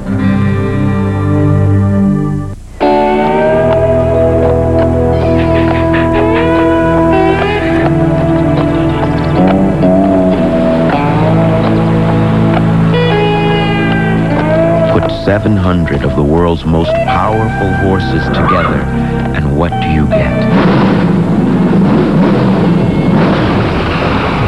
You get out of the way. The Budweiser Ken Schrader stock car. See you at the races. Hi, this is Alan Bestwick. Right after the race, the real Terry Labonte and the real Jeff Gordon join me on NASCAR Shop Talk from the Hendrick Motorsports Museum in Charlotte. The phone lines are open now. Stay with us. NASCAR Shop Talk right after the race. Ironic that Alan's guess will be those drivers running first and second at the moment, and Rusty Wallace has completed the repairs on his Miller Ford and is coming back in the race. And we'll show you a replay of why he suffered the damage. There we see John Andretti. And listen.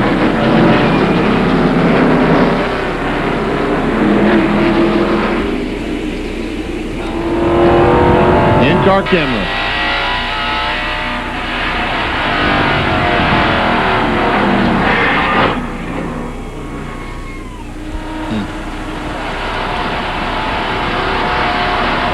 Rusty back out on the racetrack, however, to complete the final laps of this event. And we're lined up for a restart. Get ready, go now, get ready. Go.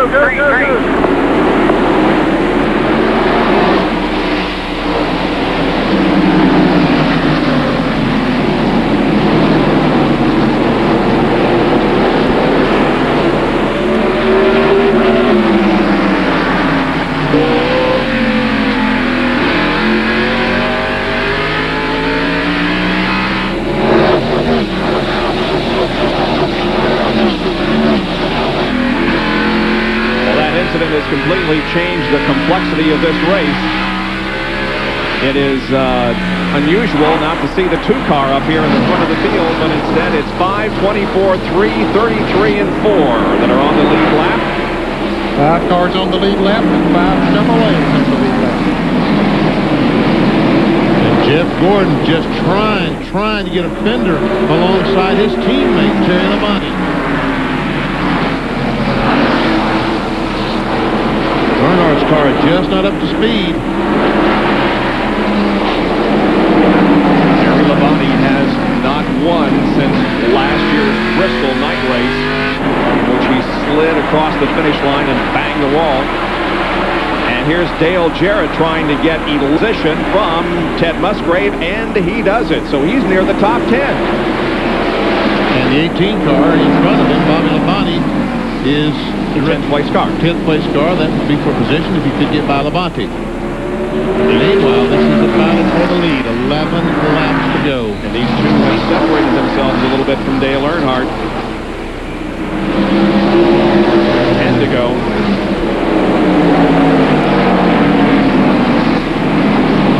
Gordon took a look, but he didn't have anywhere to go. Tried to get to the inside, but ran out of racetrack.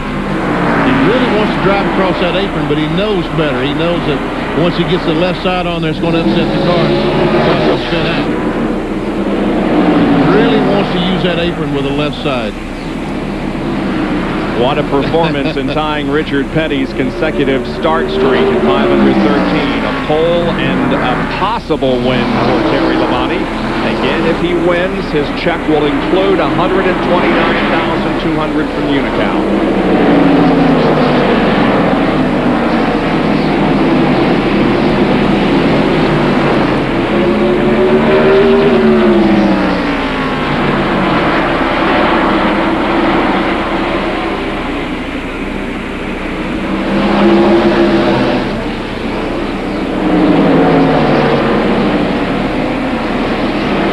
Rick Hendrick, being the businessman he is, well, I don't know if he's probably pulling for Labonte because he just mentioned $129,000 extra if Labonte should win.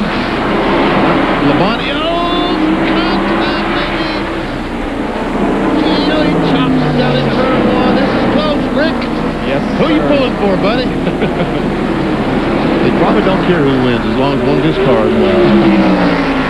By the way, the Unocal bonus has never been won before at North Wilkesboro. Here's Jeff trying to get off the corner, but can't get position. And the laps are quickly going away. Less than 5 to go now.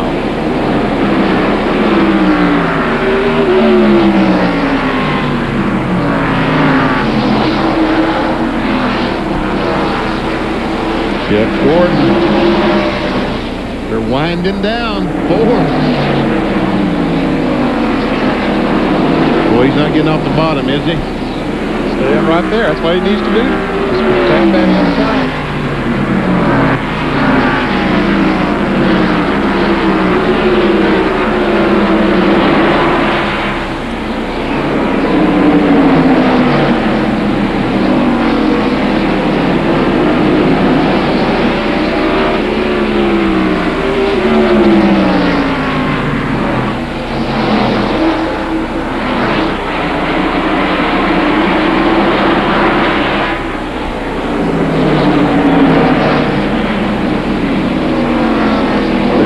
Flag next time by. Just isn't too much we can say, folks. There it is, right there in front of you. You're seeing it all. White flag comes out. 1 to go. One more trip around the 5/8 mile North Wilkesboro, North Carolina Oval. Will it be Terry Labonte or Jeff Gordon in victory lane? They're down the backstretch, still nose to tail, but Terry holding off the challenge of the defending NASCAR Winston Cup champion. Off of corner number 4, and Terry Labonte wins the first Union 400 with Jeff Gordon second. Dale Earnhardt finishes third, followed by Robert Presley and Sterling Marlin. And Kellogg's Cornflakes crew celebrates Terry's performance. And there is Ray Evernham, the crew chief, on Jeff Gordon's car. Jerry? Gary, congratulations. You rolled the dice there late, but it came up a winner. I tell you, Rusty was pretty strong, and we didn't know if we were going to get around him or not. Our tires were giving up about the same time his was. Unfortunately, he got in that wreck, but he was pretty good. And everybody had to pit that last time, so we come out on ahead on this deal. It's a good deal. What a day. You tie a Legends record, you win the pole, and you win the race. I'm telling you, and that's something I can't believe it. I've always done a good pit stops today, all day long, and we just had a good day. Gary Dehart, the winning crew chief for Hendrick, wins in 1996, Bob. And it's Terry Labonte's 17th career win, his 4th from the pole position, 2nd win from the pole at North Wilkesboro. If more top mechanics use one motor oil over any other brand in their own cars and trucks, maybe it's time you changed your oil. Valvoline, the #1 choice of America's top mechanics. Enter the Performance Zone with split-fire Performance V spark plugs. You hit your passing gear, you're gone. Experts say split-fire Performance V spark plugs mean more horsepower and better mileage. The difference in gas mileage has been fantastic. Enter the Performance Zone only with split-fire Performance Vs, guaranteed. And now you could win a limited edition 97 Mustang Cobra. Enter the split-fire Performance V sweepstakes. Goodyear revolutionized wet traction design with AquaTread. Now, Goodyear introduces InfiniTread, the first tire with a lifetime tread life warranty. The new all-season InfiniTread. Its tread is guaranteed for as long as you own your car. Call 1-800-GOODYEAR. Wow! Save up to 40% on selected Goodyear tires through May 4th. Get special fees at participating Goodyear locations. And ask about our D-Metric radio, starting as low as $19.99. Call 1-800-GOODYEAR. What do you get when you cross a high-quality conventional motor oil with an advanced formula synthetic? A revolutionary oil that protects better than regular oils, yet costs less than full synthetics.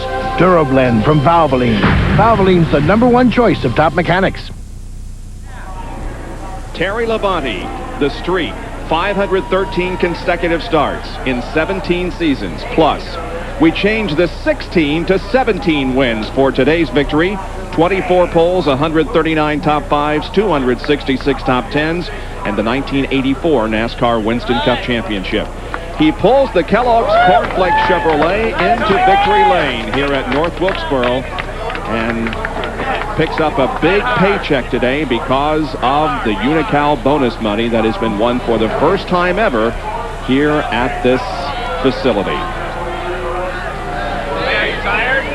The last time Terry Labonte was in victory lane, his car was all beat up after a crash just past the checkered flag at Bristol, but the car looks relatively clean today. He drove a very smart race. He really did. He backed off when he had to, ran hard when he had to. And obviously had a very good race car. And also, some credit to Gary Dehart and the crew, some very, very good pit stops. Waiting for Terry to get out of the car so we can have a word with him.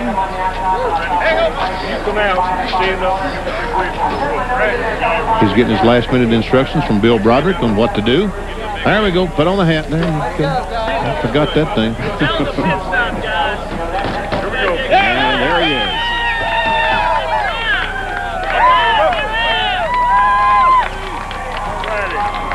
The Iron Man, our McDonald's Winner's Circle interview comes from Bill Weber. And Terry Labonte, sky high now off the roof of your car, your feet back on the ground. Congratulations. What 3 wonderful days for you. Well, I tell you, I don't know what to say. You know, we had a great car here. All the guys at Hendrick Motorsports did a great job for us. Fantastic engine, fantastic car. The difference was a pit stop at the end. They made a great pit stop. We beat the other guys off pit road, and we were able to hold off Jeff. I was glad it was Jeff behind me because we raced each other clean, and, you know, he never got into me or nothing. And if he would have beat me off pit road, he would have won the race. Terry, you've played it really cool time, the King's record. You've been really relaxed. But now, does it mean something even more to you, the way you did it? Well, I think that, yeah, you know, I always felt like the thing that excited me the most was the fact this team was so good, and the fact that when we got to the race where we could have a chance to tie the record and then a chance to break it the following week, I felt like we had a chance to win the race also. You know, it came true. How about that bonus money, huh? That's all right. You had the 24 behind you. Could you have gotten the 2? How about you win the 2? Rusty fell out. I think at the time we were beat, I'd used up my right rear tire trying to beat the 2, and the 24 had caught us there. And then they had a wreck down the back straightaway. Rusty went low and I went high, and the car went low and he got it. Just a tough break. It was a good run all day for us, and it was fun. A lot of guys up front ran hard, and we raced good. Well, congratulations on your win and on an amazing record-tying feat. Thank you. That's Terry Labonte to Jerry Punch. Well, from 26th to third, champ, not a bad run for you. Well, it wasn't. I got to hand it to Bobby and all the guys, David Smith and Spinny and all the engine guys back home. They did a great job. The car just was a little too tight on the first of the run, and after we got 10 or 15 laps, we could go pretty good. So I got to congratulate Terry Labonte for all the starts and tying the record of Richard and winning the race too. So he got quite a bonus today. So he deserves it. He's been a tough competitor all over the years, and he's still competitive, still can win. And he's going to be one to reckon with this year. You got a pretty good nickname, Intimidator. He's the Iron Man. Let me ask you this quickly: the restart, the car vapor locked, and just was sputtering those last few laps. Well, it was hot, and then starter was locked up. It wouldn't work because of that. And then when we got it kicked off there, after setting over there, the temperature of the motor vapor locked the carburetor, and the gas in the carburetor got hot. So it was a couple laps around that caution. I didn't know we was going to make it back, but it cleared out, and I reckon the cool gas got to it when we got to stop there, and had a good stop. Just was short on them, short runs there. We'd like to got them. That's Dale Earnhardt, and Ghazi finishes third and chips away at that point lead of Dale Jarrett. Yeah, he sure does. I think our review of the point standings will still show him in second, however, and we'll take a look at that and have more post-race comments in a moment.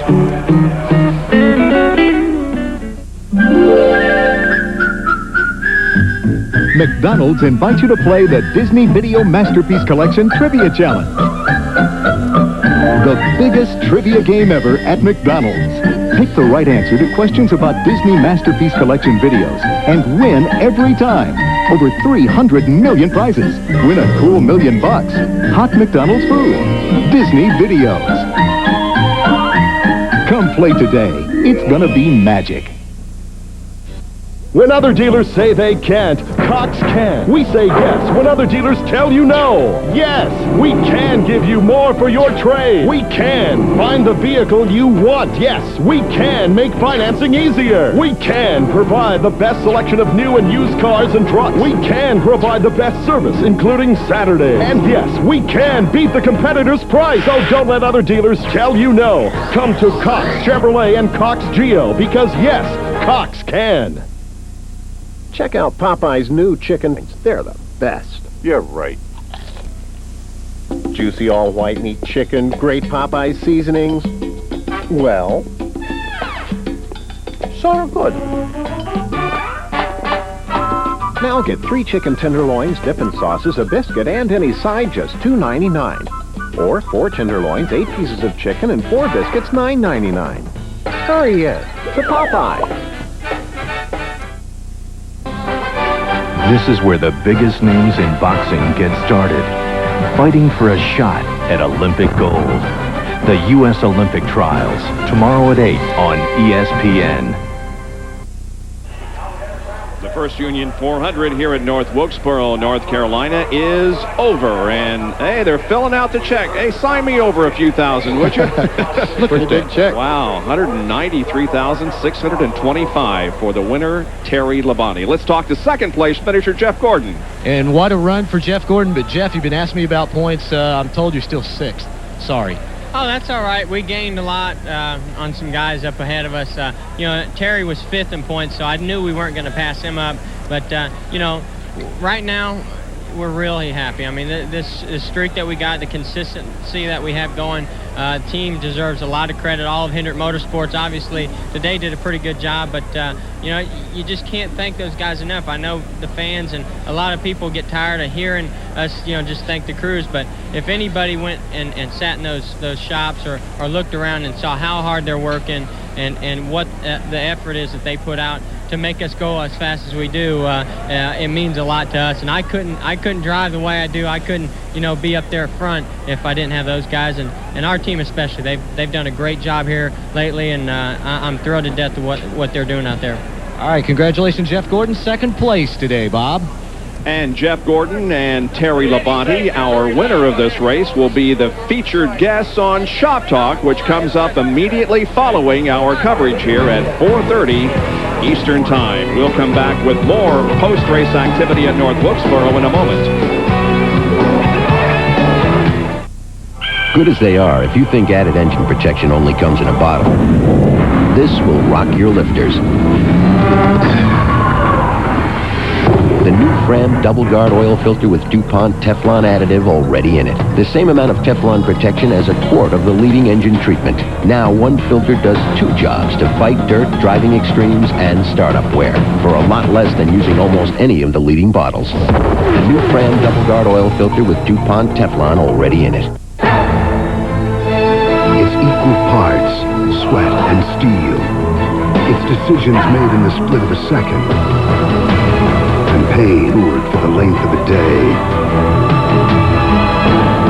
And at the finish, you're either toasting victory or getting set to do it all over again next week. It's auto racing, the way we do it on the Miller team. How do you keep up with everything that happens in the NHL every day?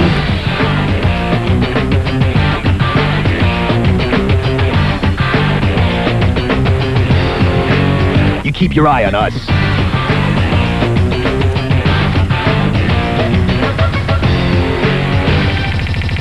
NHL Tonight, the ultimate half-hour wrap-up of the day that was the NHL.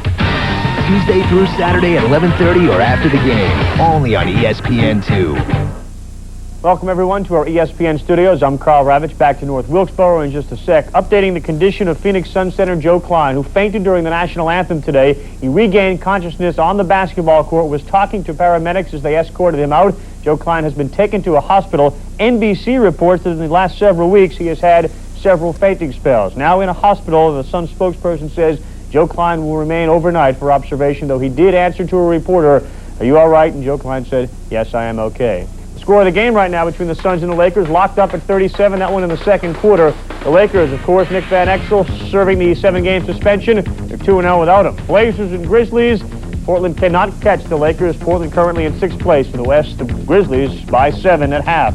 Meantime, at Augusta, Greg Norman and Nick Faldo battling their way through the course right now. They have actually completed 6 holes, and the lead is down to 4 again as Faldo made a birdie on the 6th hole. Ray Floyd, by the way, a hole in 1 on the 16th hole. Coming up later on ESPN in just about 45 minutes from now, the Bausch & Lomb Championships. Mary Pierce will take on Irina Spurleya. That comes your way at 5 o'clock Eastern Time. After this commercial, we'll head back to North Wilkesboro. Terry Labonte, the pole sitter and winner of the First Union 400.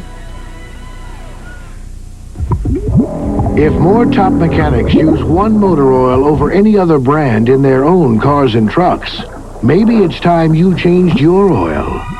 Valvoline, the #1 choice of America's top mechanics. It's 400 miles of rocky, rutted trails with enough bumps and jumps to shake a truck to pieces. But if you think an endurance race through the Arizona desert is a real torture test for a truck, just imagine what it can do to a battery. That's why Parker 400 winners Dan Smith and Dave Ashley chose a battery they could depend on to go the distance. The Duralast battery. The same Duralast you can depend on for your car, because it's the one we stock at AutoZone. The Duralast battery. Power you can depend on.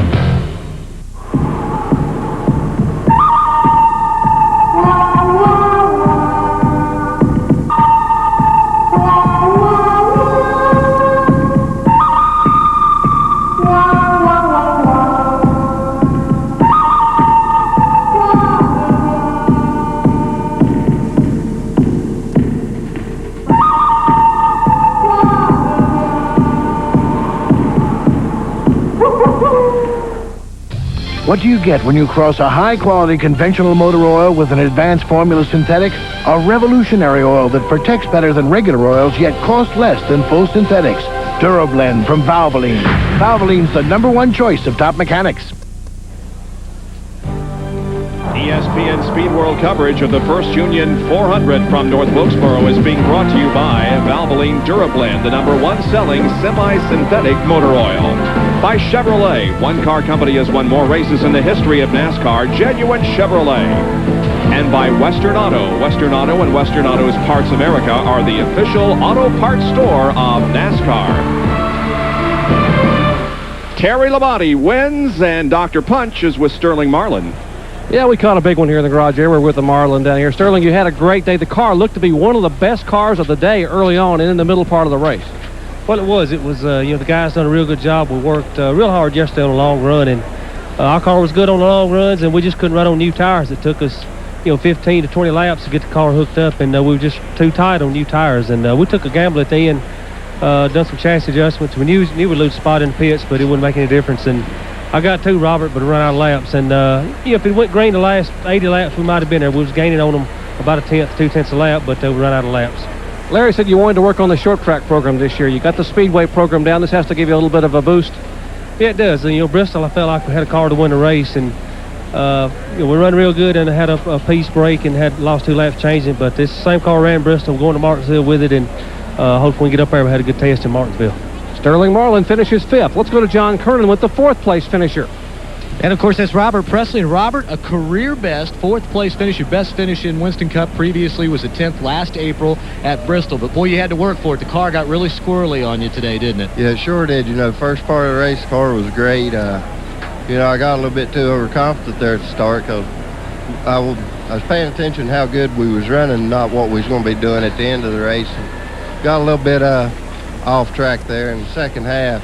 Just loose, and never got it good until the last couple pit stops, or got it back right. The place is just wore out. Need a little bit of asphalt here, to race on. Well, Bob, remember I told you all that they told him to drive the last 60, 70 laps like he was on an icy road. Never driven on an icy road, right? Well, yeah, I've driven on them a lot, but I crash on them a lot. Robert Presley, career best 4th place finish. Good performance by Robert Presley today. Terry Labonte wins. A reminder that RPM tonight will wrap up this race, the Grand Prix of Long Beach IndyCar race. Also, the World of Outlaws. That's at 8 o'clock tonight Eastern Time. And don't forget the Monday through Friday version featuring John Kernan. That's at 7 o'clock Eastern Time, Monday through Friday. More coming up from North Wilkesboro when we come back. Stay with us. It's equal parts sweat and steel. It's decisions made in the split of a second. And pain endured for the length of a day. And at the finish, you're either toasting victory or getting set to do it all over again next week. It's auto racing, the way we do it on the Miller team.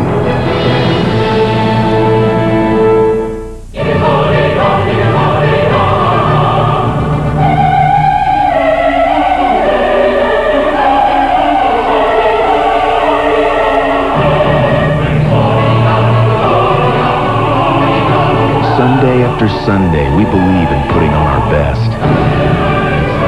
Maybe that's why no car company has won more races in the history of NASCAR than Chevrolet.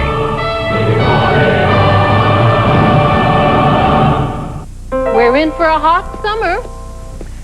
Very soft but sweet, no mercy from the heat. When onion skins are thin, weather's warm coming in. Flies come in for shelter. Summer days will swelter. No matter the forecast, for years, folks have trusted their heating and cooling to the company founded by Dave Lennox. I always say it's best to be prepared. Because, like Lennox dealers today, Dave provided the best in home comfort. That didn't rhyme. If not poetry. Lennox, one less thing to worry about. Selection, quality, and service. The 3 reasons to make Leeds your #1 stop for building supplies. Leeds offers a large selection of almost any type of building materials for any size project. Leeds' attention to quality is evident in everything from our competitive pricing to our customer satisfaction guarantee. Leeds' customer-focused service includes free estimates and free delivery from our fleet of trucks to both consumers and contractors alike. All you need is the idea. We'll do the rest. Leave all your building needs to Leeds.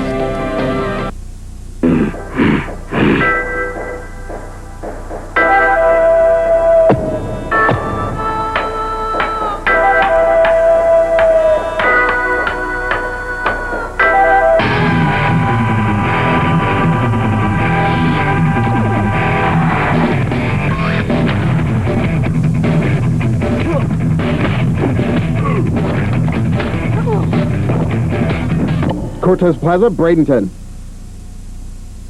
up strong last year. In 90, it could be the team to watch in the NL East. This week, they'll tangle with Dante Bichette and the Rockies. The Mets take on the Rockies. The Sunday game of the week, tonight at 8 on ESPN. We're back at North Wilkesboro, where the 7th race of the 1996 season has been run. The first Union 400 goes to Terry Labonte. Taking a look now at the first 15 finishers. Some interesting finishes here. Presley in 4th. Ricky Craven hung on for a 7th. Bobby Hamilton in 8th. And Ken Schrader, believe it or not, did not get caught up in an early race accident. He drove to a top 10 finish. Here's 16 through 20 now. Or as I should say, 16 through 30. Well, Darrell Walter finished 6 laps down. Uncharacteristic for Darrell here at North Wilkesboro. Usually runs this racetrack very well. Yep. Now the remainder of the field, 31 through 37. Only 2 cars were out of the race at the end, but Mark Martin finishes last, 45 laps down. Now the point standings. Unofficial point standings at the conclusion of this race. Dale Jarrett holds on to the points lead. Dale Earnhardt is now only 2 behind. Terry Labonte moved up 2 positions to 3rd. Ricky Craven holds in 4th, and Ricky Rudd fell 2 positions to 5th. Then 6th, Jeff Gordon remains 6th. Musgrave moves up 3. Sterling Marlin moves up 3. Elliott down 1, and Mark Martin down 3. Now 11 through 15 in the point standings. Ken Schrader in 11th. Rusty Wallace. Boy, he would have been much higher had that race gone for him the way it appeared to be going before he ran into John Andretti. And Jeff Burton, who started off the year in great form, way up there in the point standings, has fallen all the way back to 17th because of his 29th place finish here this afternoon. We'll be back to wrap things up at North Wilkesboro as the crowd is filing out here after seeing an exciting race won by Terry Labonte. Stay with us.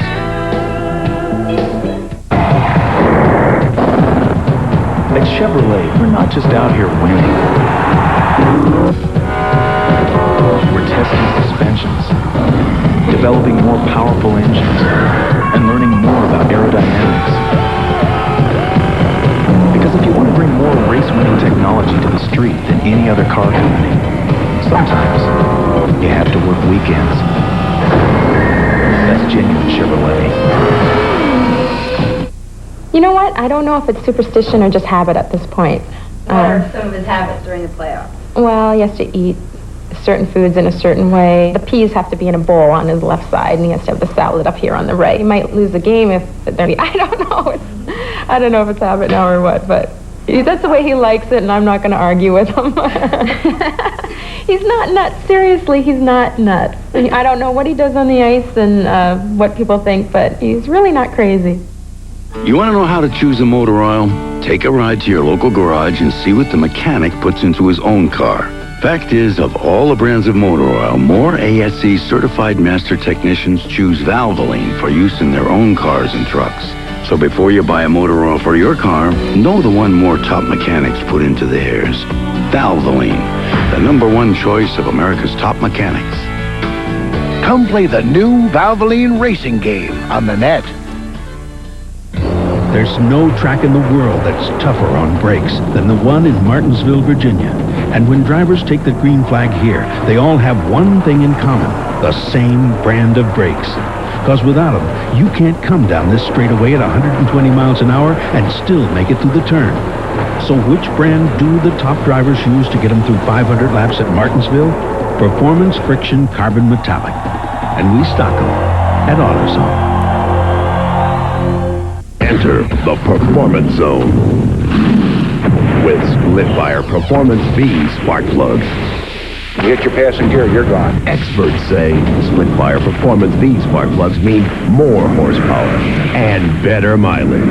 The difference in gas mileage has been fantastic. Enter the Performance Zone only with split-fire Performance Vs, guaranteed. And now get triple platinum performance for the life of your car. New split-fire 3 spark plugs. Back at North Wilkesboro, and we will be back at North Wilkesboro. The official word has just been given. There will be a fall race here, ending the speculation that it might go to another track because of the change of ownership earlier this year. So we'll see you later in the year at North Wilkesboro. Ned? Bob, you remember a few weeks ago at Darlington when Doyle Ford dropped the flag? I do. Literally indeed. dropped the flag. Yep. Well, apparently, Benny must have said something or got on him pretty hard about it, and Benny, he talked to you about it, I guess, and you told him there's nothing that he could ever do to get back, right? No, that's right. Well, he brought a picture by us. There's Doyle's working place. The flag. He brought a picture by here that he wanted us to show on television, and he said that was you over there on the left side. BP in drag. Now, ladies and gentlemen, I'm going to kill Doyle. Here's Jerry Punch. Ricky Craven, they're getting crazy upstairs, but you guys had a great run today. You started 7th, finished 6th. Great consistency. Well, it has been, and it just keeps going. You know, I'm so proud of the guys. We've been blessed this year. I mean, it's been a great start, and we don't expect it to end. I mean, I think we're just building on it. Each week it gets better and better. Expectations now focus on maybe a top 5 or even a top 3 in the points at the end? No, honestly not. I mean, we're focused on one thing, and that's winning a race. And we know if we do this enough, knock on the door, pretty soon we'll bang our way in. And I think I drive up and down the road, ride to the shop, whatever I'm doing all week long, I think about that first win. And, you know, I can't wait till it happens. I'm not going to push too hard. I'm not going to tear up race cars doing it, but that's what we're focused on. That first win can't be far away, guys. 3rd top 10 in the last 4 starts and his 4th out of 7 events. And next week, we will have more racing coverage for you beginning Friday on The Deuce with Winston Cup qualifying, 3 o'clock Eastern Time. Saturday, the Goodies Heading Peddler 200 on The Deuce, live at 1 o'clock. And we will be live next Sunday for the NASCAR Winston Cup race from Martinsville. Jeff Gordon and Terry Labonte are Alan Best with special guests on Shop Talk coming up in just a moment. Terry Labonte drives the Kellogg's Cornflake Chevy to victory lane here this afternoon in his 513th and record-tying consecutive start. For John Kernan, Bill Weber, Jerry Punch, Ned Jarrett, and Benny Parsons, I'm Bob Jenkins. Thanks for joining us. So long, everyone.